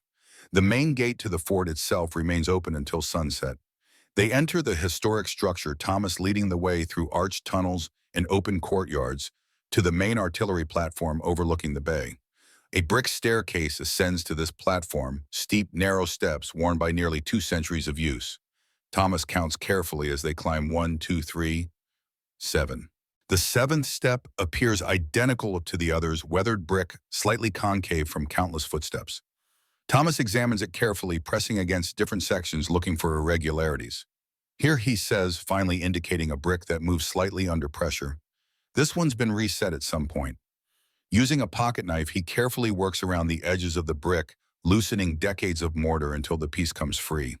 Behind it is a small cavity, and within that cavity a waterproof metal container, similar to those used by military personnel to protect vital documents in combat conditions. Thomas retrieves the container. Inside is a single microfilm reel and a handwritten note in Hannah's distinctive script. To the Fletcher who finds this, what follows is the complete record, names, dates, connections, evidence gathered over 50 years. Not just the Blackwoods, but 27 families across the Gulf Coast engaged in systematic treachery against this nation. William secured copies of these records with trusted contacts to be released only if necessary. I pray that day never comes. But if you are reading this, the time for truth has arrived. Let justice be done, though the heavens fall. The microfilm requires special equipment to view technology they don't have access to immediately. But its existence, combined with the other evidence they've gathered, completes the picture Hannah and William Fletcher assembled across decades. This is it, Thomas says quietly. The final piece. Hannah and William documented an entire network of espionage and treason spanning half a century. As the sun begins to set over Mobile Bay, casting long shadows across the historic fort where American soldiers once defended their country, Thomas and Rebecca stand at the culmination of a journey begun generations earlier. Hannah Fletcher's words echo across time. Let justice be done, though the heavens fall. They leave Fort Morgan with the microfilm secured alongside their other evidence, heading into Mobile to meet Dr. Wright's CIA contact. The weight of 3 generations of Fletcher vigilance rests in their hands, a legacy of duty, sacrifice, and unwavering commitment to truth. The Blackwood Mansion waits silently in Willow Creek, its secrets now exposed to light after decades of darkness. What began as an accidental purchase has revealed itself as destiny, a path laid out long ago by Hannah Fletcher, for the day when her blood would return to complete what she and William had begun. As night falls across Alabama, Thomas Fletcher drives toward justice, the scattered pieces of an American tragedy finally assembled into a coherent whole. The forgotten legacy has been remembered. The century-old mansion's secret has been revealed. And the Fletcher family's mission spanning generations approaches its conclusion. Thomas and Rebecca flee through the darkness behind the Blackwood Mansion, staying low among the overgrown gardens. The shouts of intruders echo behind them as they reach their truck. Thomas starts the engine and accelerates down, the drive lights off until they reach the main road. Only then does he switch on the headlights, speeding toward Mobile. The highway stretches before them, empty. At this late hour, Thomas checks the rear-view mirror on, constantly watching for pursuit. We need to reach Harker, Dr. Wright's CIA contact in Mobile. The evidence needs to get to the right authorities before the Blackwoods can stop us. Rebecca clutches the waterproof container with the evidence from the cemetery, her knuckles white. What about the microfilm from Fort Morgan? We can't risk losing both. You're right. We should separate the evidence, harder to intercept both. They stop at an all-night diner just outside Mobile. The fluorescent lights cast a harsh glow over the nearly empty parking lot. Inside, they take a booth in the back corner, ordering coffee to justify their presence. Thomas unfolds a roadmap of the Gulf Coast region, speaking quietly. Raymond Harker, Dr. Wright's contact, teaches at Coastal College in Mobile. We'll head there first, see if we can locate him on campus. And if he's not there, or if Wright's information was compromised, then we go directly to the FBI field office in Mobile. Local influence won't extend that far. Through the diner's windows, headlights appear on the highway, a dark SUV traveling at high speed. It passes without slowing, but Thomas's instincts remain on high alert. We should move. Stay on secondary roads the rest of the way. Dawn breaks as they reach Mobile, the city coming alive with early morning traffic. Coastal College is a small campus near the bay, its brick buildings arranged around a central quad. The Political Science Department occupies the third floor of the Humanities Building, according to the campus directory. They locate Professor Harker's office, but at this early hour, the building remains locked. Thomas calls the number Dr. Wright provided, but it goes straight to voicemail. We'll wait. First classes should begin around 8. Someone will unlock the building. They find a coffee shop across from campus with a clear view of the Humanities Building. Thomas remains vigilant, studying every vehicle that passes every person who enters or exits the campus. By 8:30, the building shows signs of life, students and faculty entering, lights coming on in offices. They cross the street and enter through the main doors, climbing to the third floor. Professor Raymond Harker's office door stands ajar, light visible inside. Thomas knocks lightly on the frame. A man in his 70s looks up from his desk. Silver-haired, trim, with the erect posture of someone with military training. His eyes sharp despite his age, assess Thomas with professional interest. Professor Harker, my name is Thomas Fletcher. Dr. Eleanor Wright suggested I contact you. Recognition flickers in Harker's eyes. He rises, closing the office door behind them. I've been expecting you. Eleanor called last night, said you might be coming. His voice is low measured. She mentioned you've uncovered some historical intelligence materials that might have current implications. Thomas explains their discoveries: the OSS connection, Hannah's diary, William Fletcher's evidence cache, and the microfilm from Fort Morgan. Harker listens without interruption, his expression revealing nothing. Show me what you have. Thomas produces the container with William's evidence. Harker examines the contents methodically, his trained eye noting details a casual observer would miss. This is authentic OSS documentation. The code names, the formatting, all consistent with Period 2 operational protocols. He studies the photographs of Harold Blackwood with German officers. And this is damning. There's more.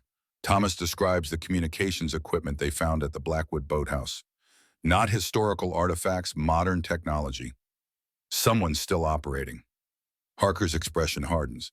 That suggests continuity about a multi-generational operation. Rare but not unprecedented. Hannah Fletcher documented it continuing into the Cold War era, the Blackwoods shifting from Nazi Germany to Soviet connections after World War II. And you believe it's continued to the present day. The equipment we saw was current generation satellite communication gear, military-grade encryption capabilities, far beyond what recreational boaters would need. Harker considers this, finger steepled beneath his chin. The implications are significant. If a network established during World War II has maintained operational continuity through the Cold War and into the present, then we're looking at one of the longest-running espionage operations in American history. Precisely. Harker stands, moving to lock his office door. This evidence needs to reach the appropriate authorities immediately. Not local FBI, this requires specialized counterintelligence handling. Can you arrange that? I maintain certain contacts, people who operate outside standard channels when necessary. Harker returns to his desk, opening a drawer. I'll need to document everything you have brought, create a secure record before transit. As Harker reaches into the drawer, Thomas notices something, a small pin on the professor's lapel partially concealed by his jacket. A silver eagle, similar to the OSS insignia, but with subtle differences. That pin is that CIA. Harker's hand pauses. Good eye. Retired field personnel, 30-year service. Intelligence, it is never really a former profession. He withdraws a digital camera from the drawer, beginning to photograph each document from the evidence cache. His movements are precise, professional, the actions of someone well-practiced in handling sensitive materials. You mentioned that Hannah Fletcher continued monitoring the Blackwoods after the war. Do you have her records as well? Some, her diary from 1945 to 1963, documenting suspicious activities at the Blackwood boathouse during the Cold War. And we have microfilm she hid at Fort Morgan, though we haven't been able to view it yet. I have equipment that can read microfilm. Best to examine it immediately, complete the intelligence picture before proceeding.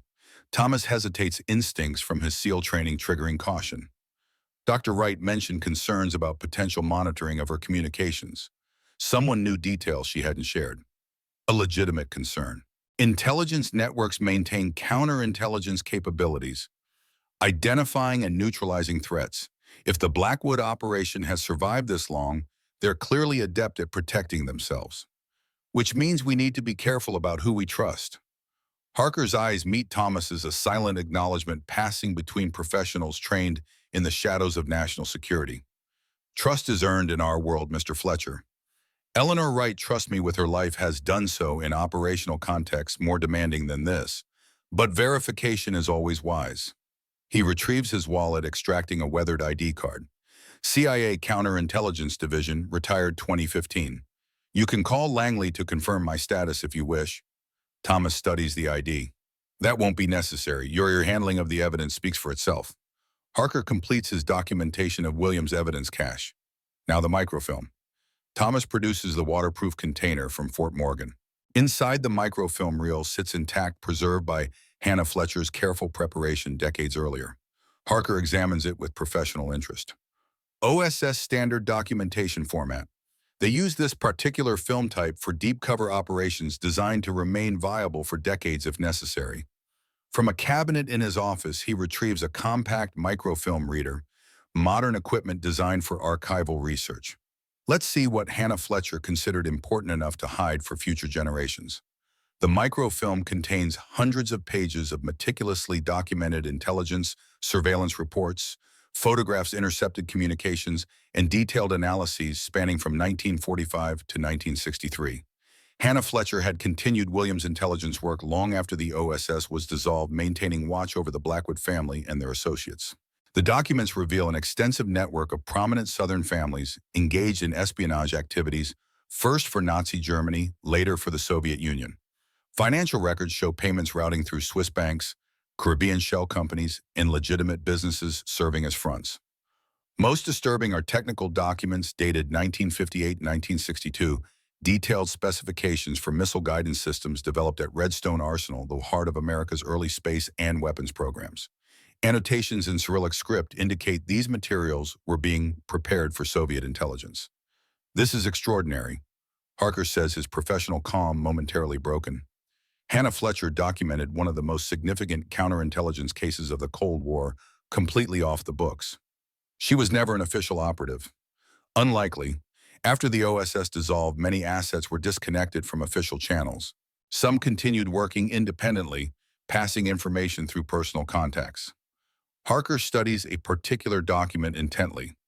This suggests William maintained unofficial CIA connections after joining the agency. He was receiving his mother's intelligence and routing it through secure channels. But something went wrong. Yes, Hannah notes concerns about compromised operations intelligence she provided that never resulted in action.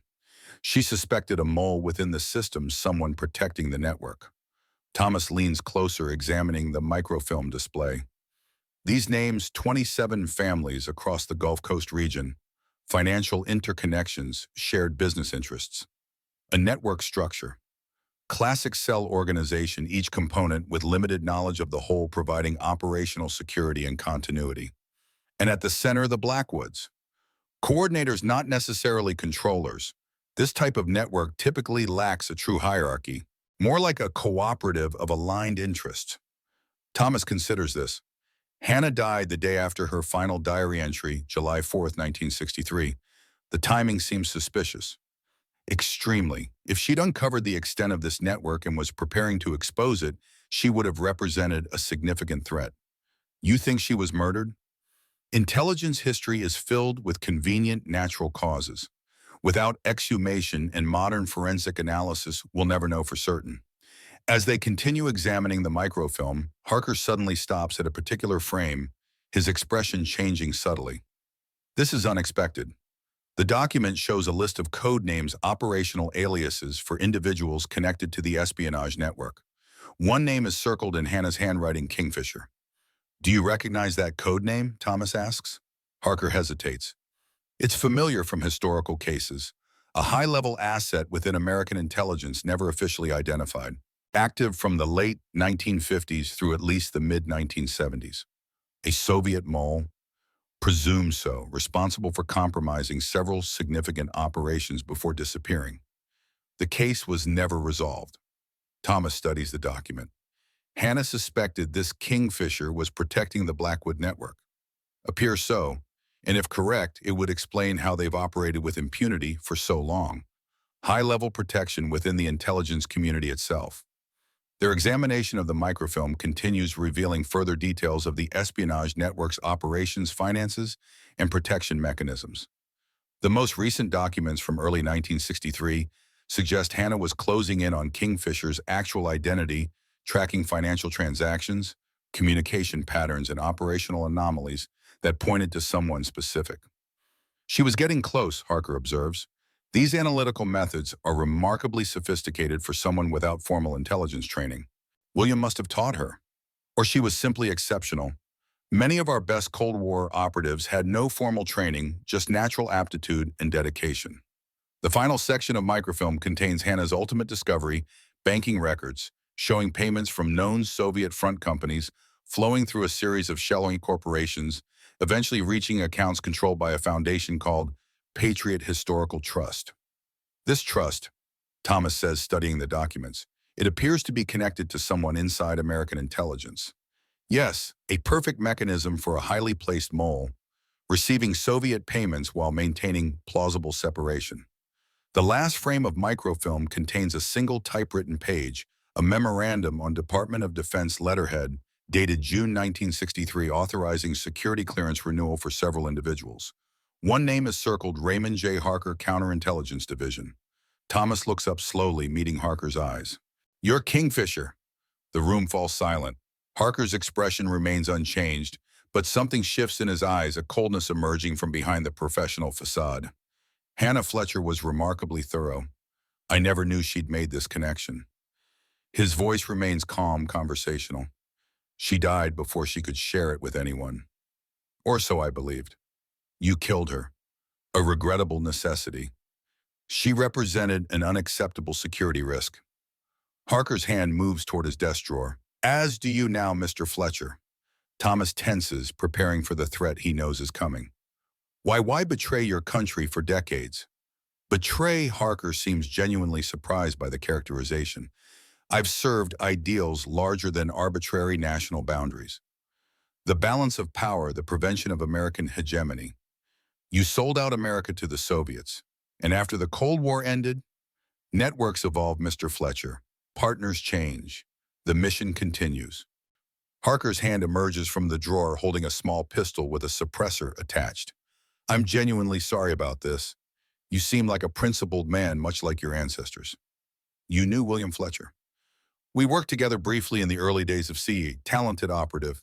His principles eventually became problematic, much like his mother.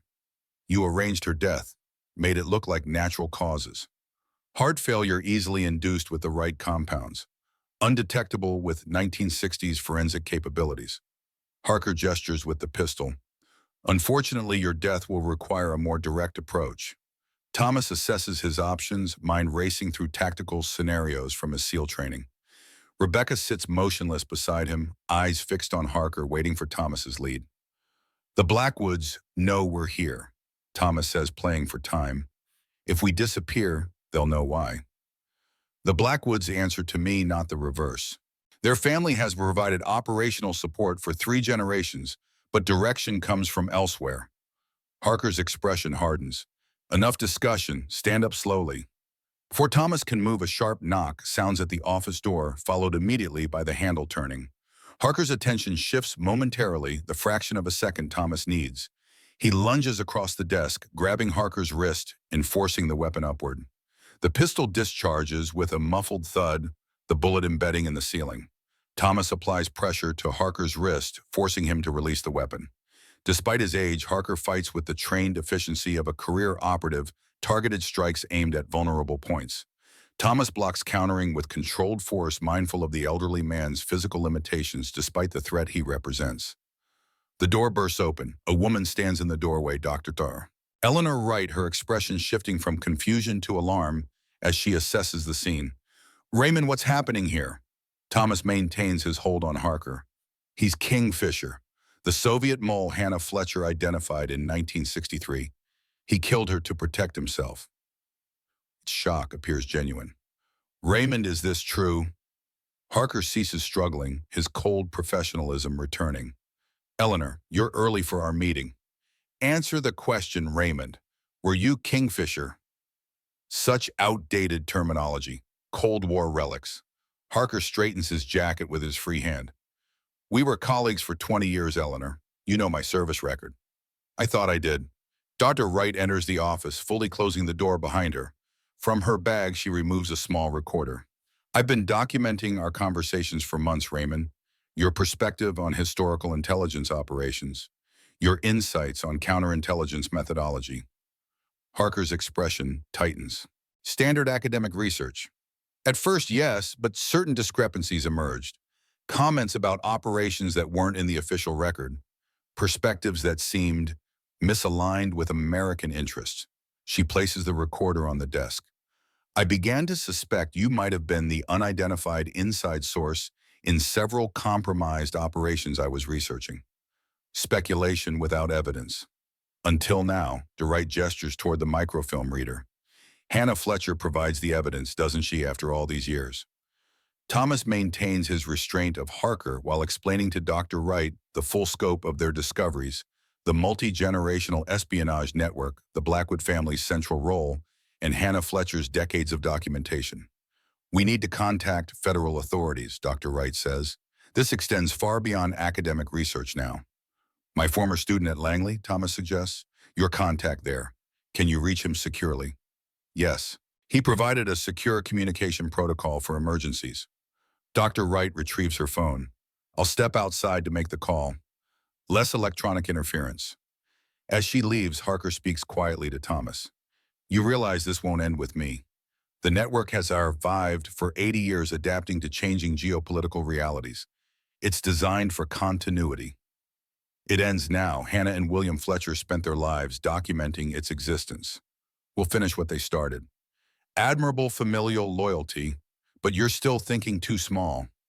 Harker's voice takes on an almost lecturing tone, the professor emerging from the spy. This was never about ideology, not really. It was about power and wealth, the ability to shape events from the shadows. By selling out your country, by ensuring no single power, including my own country, achieved unchecked dominance. Balance, Mr. Fletcher. The Cold War provided a convenient framework, but the underlying principle transcends political systems. And who benefits from this balance? Those positioned to navigate the spaces between competing powers. The families Hannah documented didn't merely collaborate with foreign interests, they played all sides. German intelligence, Soviet networks, and later emerging powers in Asia and the Middle East. Thomas studies Harker's face, searching for deception. You're saying they weren't loyal to the Soviets either? Loyalty implies ideological commitment. This network operates on pragmatism. Providing intelligence to multiple competing powers ensures influence with all and dependence on none. Dr. Wright returns her expression grave. My contact is activating a specialized counterintelligence team. They'll be here within 2 hours. We're to secure all evidence and prevent any communication from this location. Thomas nods. We should consolidate everything: Hannah's diary, William's evidence cache, the microfilm, create a comprehensive record. Already in progress. My contact is sending a secure courier for physical evidence transfer. Digital documentation will use separate channels. Harker watches this exchange with professional assessment. Textbook counterintelligence response. Your Langley contact follows protocols well. Not all of us betrayed our oaths, Raymond.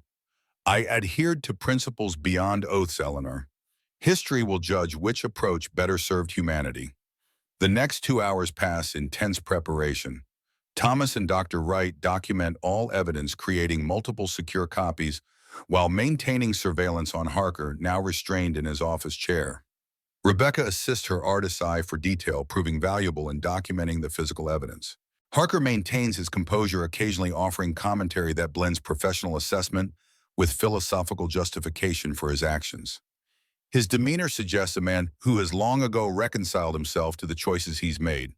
You know, he says, during a lull in their work, William Fletcher and I weren't so different. Both committed to our principles, willing to operate in moral gray areas when necessary. Thomas looks up from his documentation. Except he served his country while you betrayed it. He served an ideal of his country, as did I. We simply defined that ideal differently. Harker studies Thomas with analytical interest. You have his intensity, the Fletcher capacity for absolute conviction. Is that supposed to be a compliment? Merely an observation. That intensity served William well as an operative, but it eventually limited his effectiveness. He saw things too absolutely right in wrong loyalty and betrayal. Intelligence work requires greater flexibility. You mean moral compromise? I mean recognition that geopolitical reality exists beyond nationalist frameworks. William never grasped that. Hannah came closer. Her documentation shows evolving awareness of system-level dynamics. Dr. Wright interrupts this exchange. The courier has arrived. FBI Counterintelligence Division. Two agents enter the office, a man and woman in nondescript business attire, their manner professional, but unremarkable. They present credentials, verify identities, and establish secure custody of the physical evidence. The female agent speaks briefly with Thomas. We'll need detailed statements from all of you. The full scope of this case appears unprecedented. 80 years of continuous operation, Thomas confirms, spanning World War II, the Cold War, and beyond. The historical implications alone are staggering, but our immediate concern is current operational status. You mentioned modern communications equipment at the Blackwood Boathouse, military-grade satellite systems, recent installation. The agent nods. We have a team en route to secure that location, the Blackwood property in Willow Creek as well. Daniel Blackwood will have been alerted to our activities by now. We're monitoring transportation networks. If he attempts to flee, we'll intercept. As the agents prepare to transport Harker to a secure facility, he addresses Thomas one final time. You've won this round, Mr. Fletcher. Congratulations. Your family's persistence across generations is truly remarkable. His tone carries no bitterness, only professional acknowledgement. But consider this: the network I represented brought stability to an unstable world. We prevented escalations, maintained balance, ensured no single power achieved dangerous dominance. By betraying every principle of loyalty and national security, nation-states are historical constructs, Mr. Fletcher, temporary configurations in humanity's longer journey. Harker smiles slightly. Ask yourself in 50 years which approach will have better served human progress: blind national loyalty or efforts to balance competing powers. As the agents lead Harker away, Thomas confronts a question that has been forming since their discoveries began. Dr. Wright, why did Hannah Fletcher preserve all this evidence instead of exposing the network immediately? She had decades of documentation enough to trigger federal investigations. Dr. Wright considers this. The 1950s and 60s were complicated times for intelligence operations. Shuak McCarthy, Cold War paranoia. A black woman making accusations against prominent white families in the Deep South, especially with a mole highly placed in counterintelligence. She wouldn't have been believed, might have been silenced before her evidence could be evaluated. Precisely. So she created a time capsule, preserved everything for a future when the truth might receive fair hearing. And she believed a Fletcher would return to find it. Family loyalty is a powerful force, Thomas. Hannah trusted her bloodline would eventually complete what she and William began. In the days that follow, federal operations dismantle the espionage network Hannah Fletcher documented. 17 individuals across 5 states are taken into custody. Financial records are seized, communications equipment confiscated, and decades of intelligence activities exposed. Daniel Blackwood attempts to flee the country, but is intercepted at a private airfield in Florida.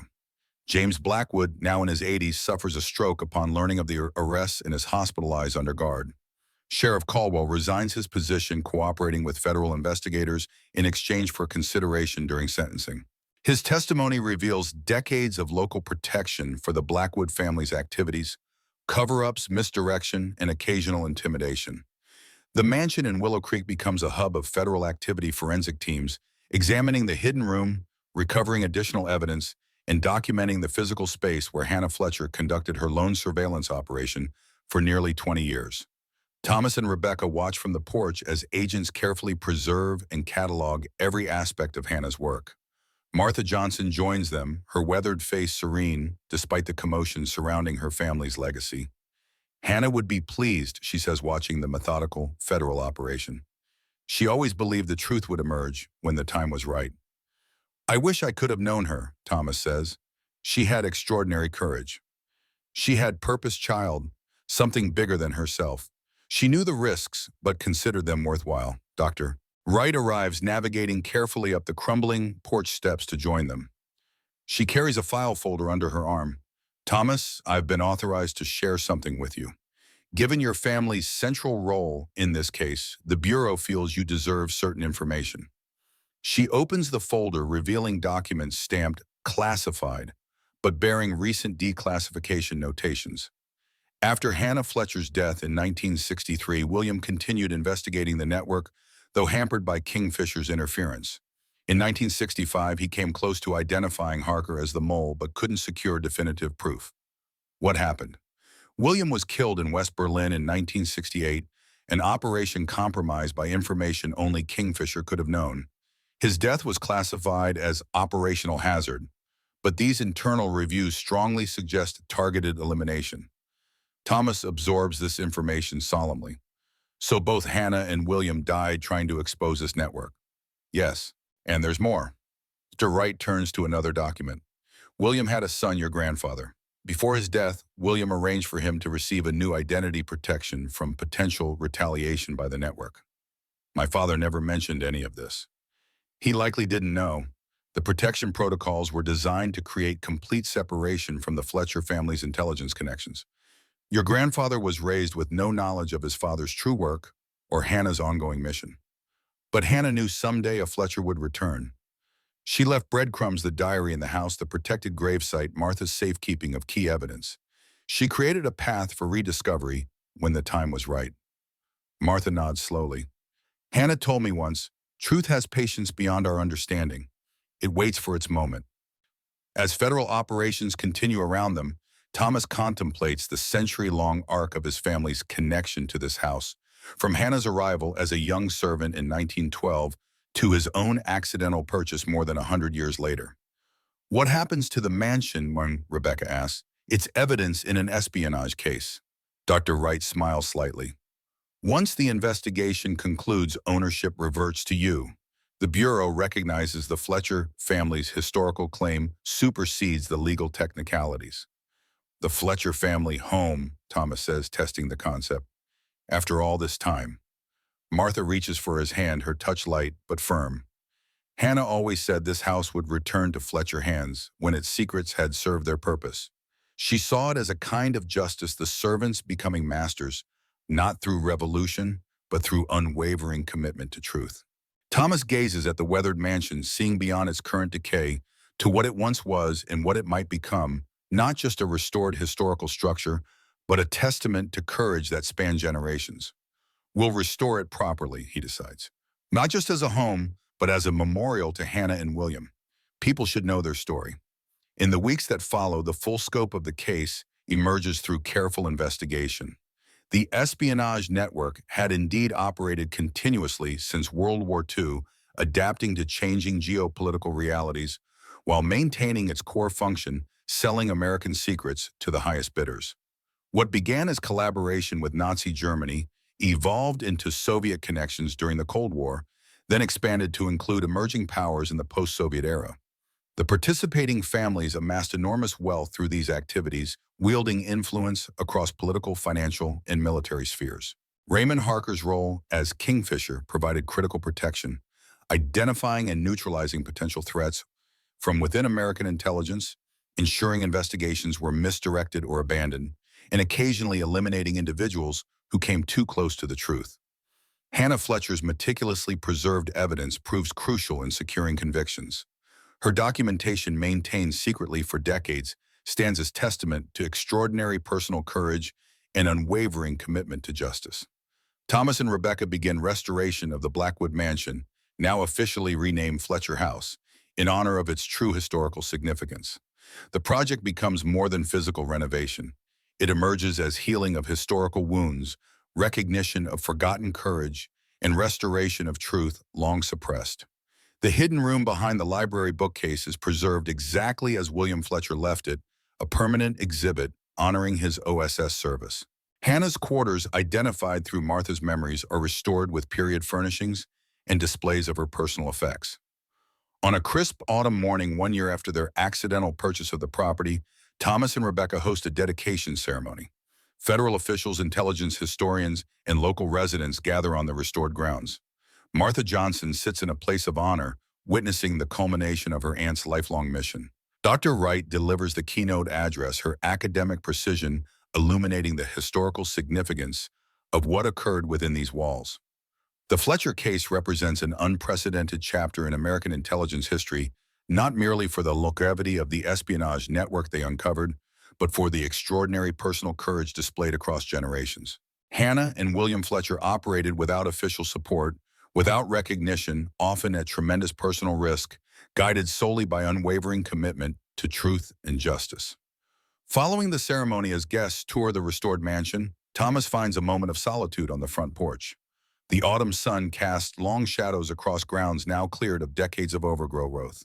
The Fletcher family cemetery, restored and properly maintained, and is visible in the distance. Martha joins him, her cane tapping lightly on the porch boards. "You've done well, child." Hannah would be proud. "I still feel like I'm just beginning to know her to understand what she accomplished here." Some legacies take time to fully comprehend.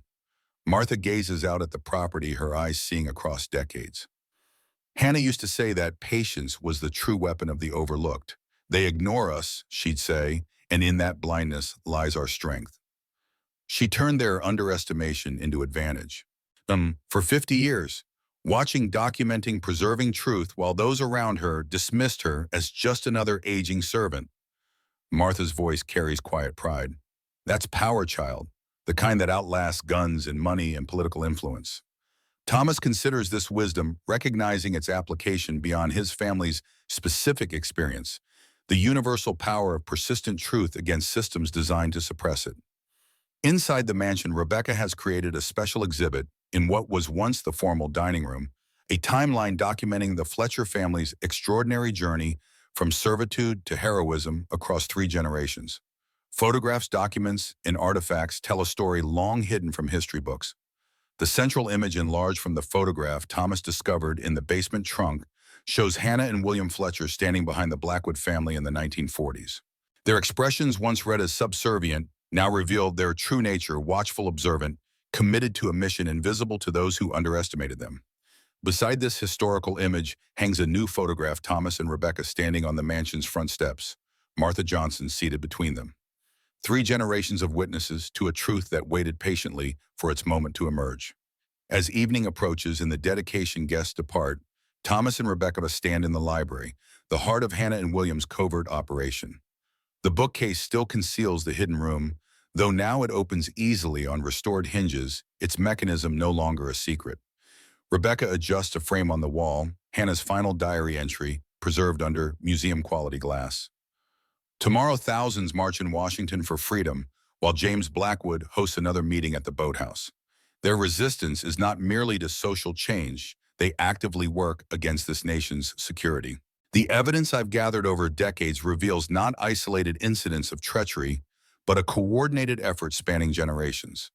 I've secured the final proof in the place only a Fletcher would think to look. When the time is right, when America is ready to face this truth, my blood will return to complete what William and I began. She never lost faith, Rebecca observes. Despite everything, she believed justice would eventually come. Not just justice, recognition, acknowledgement of truth. And now it has. Thomas runs his hand along the bookcase edge, feeling the craftsmanship of a structure designed to conceal and protect. What once represented secrecy now stands as testament to revelation, the hidden becoming known, the forgotten remembered. Outside, twilight settles over the Fletcher house. The old mansion, witness to a century of American history, from Jim Crow to World War II, from Cold War shadows to modern revelation, stands restored and recognized at last. Its true story, preserved by Hannah Fletcher's extraordinary patience and courage, finally takes its place in the nation's understanding of itself. As darkness falls, lights illuminate the mansion from within, no longer an abandoned relic, but a living memorial. The Fletcher legacy, hidden for generations, now shines as testimony to the enduring power of truth and the courage of those who preserve it against all odds. The accidental purchase that began their journey has revealed itself as destiny fulfilled. Hannah Fletcher's patient faith vindicated her family's honor, restored, and her lifelong mission finally irrevocably complete. 2 years after the exposure of the Blackwood Network, the Fletcher House stands as both monument and warning. Its restored facades gleaming white against the Alabama sky, its carefully preserved hidden spaces reminding visitors of shadows that once lurked within American history. The federal investigation expanded far beyond initial expectations. 34 individuals across 7 states faced charges ranging from espionage to conspiracy. The network's reach had extended into defense contracting, telecommunications, and even a congressional staff office. Raymond Harker Kingfisher himself died in federal custody before his trial concluded, taking many secrets to his grave despite extensive debriefing efforts. On this crisp autumn morning, Thomas Fletcher stands before a small audience gathered on the mansion's restored grounds. Government officials, intelligence professionals, and history students listen as he dedicates a new memorial, a simple granite marker honoring the unrecognized intelligence officers who protect American security without public recognition or acclaim. Intelligence work exists in the shadows by necessity, Thomas tells the assembled group, but sometimes those shadows conceal not just operational security, but institutional failures. Hannah and William Fletcher served this country without official sanction, without support systems often facing active obstruction from those meant to uphold the same principles. They persisted not because the system worked, but because their personal commitment to truth transcended that system's failures. Among the audience sits the current CIA director, whose presence acknowledges both the historical significance of the Fletcher case and the agency's belated recognition of uncomfortable truths within its own legacy. Next to him, a Congressional Oversight Committee chair whose investigations into the Blackwood Network revealed disturbing gaps in counterintelligence protocols spanning decades. Nations like people grow stronger by acknowledging their failures, not by concealing them, Thomas continues. The Fletcher legacy reminds us that patriotism sometimes demands questioning authority rather than blindly following it. That loyalty to fundamental principles may require standing against institutional corruption. That one person's quiet persistence can ultimately bend the arc of history toward truth. Martha Johnson, now 95, sits in place of honor, her frail hands resting on a cane fashioned from wood taken from the mansion's original banister. Her presence connects pet to present, living memory of Hannah Fletcher's courage witnessed to justice decades delayed, but finally delivered. The investigation has brought forward dozens of previously unrecognized intelligence officers, particularly women and people of color whose contributions were deliberately minimized or expunged from official records. A new archival project at the National Security Agency now works to restore these forgotten patriots to their rightful place in American intelligence history. Hannah Fletcher never received an official commendation, Thomas says, his voice carrying across the attentive audience. She never drew a government salary or pension. She operated without the protection of diplomatic immunity or extraction protocols. Yet she maintained one of the longest and most successful counterintelligence operations in American history, not for recognition or reward, but because she understood that democracy requires defenders, both visible and invisible. The ceremony concludes with the unveiling of a small exhibition inside the mansion. Hidden Patriots, America's Unrecognized Intelligence Heroes. Curated by Rebecca Fletcher, with assistance from declassification specialists, it tells stories of individuals whose service remained classified for generations. Hannah and William Fletcher feature prominently, but they stand alongside others whose sacrifices were similarly unacknowledged. Later, as the official guests depart, Thomas walks the grounds with Dr. Eleanor Wright, whose scholarly work on the Fletcher case has expanded into a broader examination of unofficial intelligence networks throughout American history. We're finding more of them, she tells Thomas, individuals and small groups who operated outside official channels when those channels proved inadequate or compromised. Most never received recognition. Many died without anyone knowing what they had done for their country. Like Hannah, but her story survived because she ensured it would, because she believed in a future where truth could emerge. That evening, Thomas and Rebecca sit on the mansion's porch watching fireflies rise from the restored gardens. As darkness settles across the land Hannah Fletcher once surveilled with such patience and purpose. The Fletcher House now serves multiple roles: private residence, historical site, educational center, and silent reminder that freedom requires constant vigilance, not just from official guardians, but from ordinary citizens committed to fundamental principles. In the library now restored to its 1940s appearance, the hidden door behind the bookcase remains accessible, no longer concealing secrets, but revealing them, reminding visitors that truth often hides in plain sight, waiting for those with courage to recognize it. The legacy of Hannah and William Fletcher continues to expand beyond the mansion's boundaries. Three former intelligence officers have come forward with their own stories of unofficial operations conducted when official channels were compromised. A new generation of historians examines declassified records with fresh eyes, identifying patterns previously obscured by institutional narratives. As night falls over the Fletcher house, its windows glow with warm light, no longer a place of shadows and whispers, but of revelation and remembrance. The accidental purchase that began as a mistake has transformed into purpose, fulfilled a century-old mission finally completed. The truth, as Hannah Fletcher always believed, simply needed patience to emerge.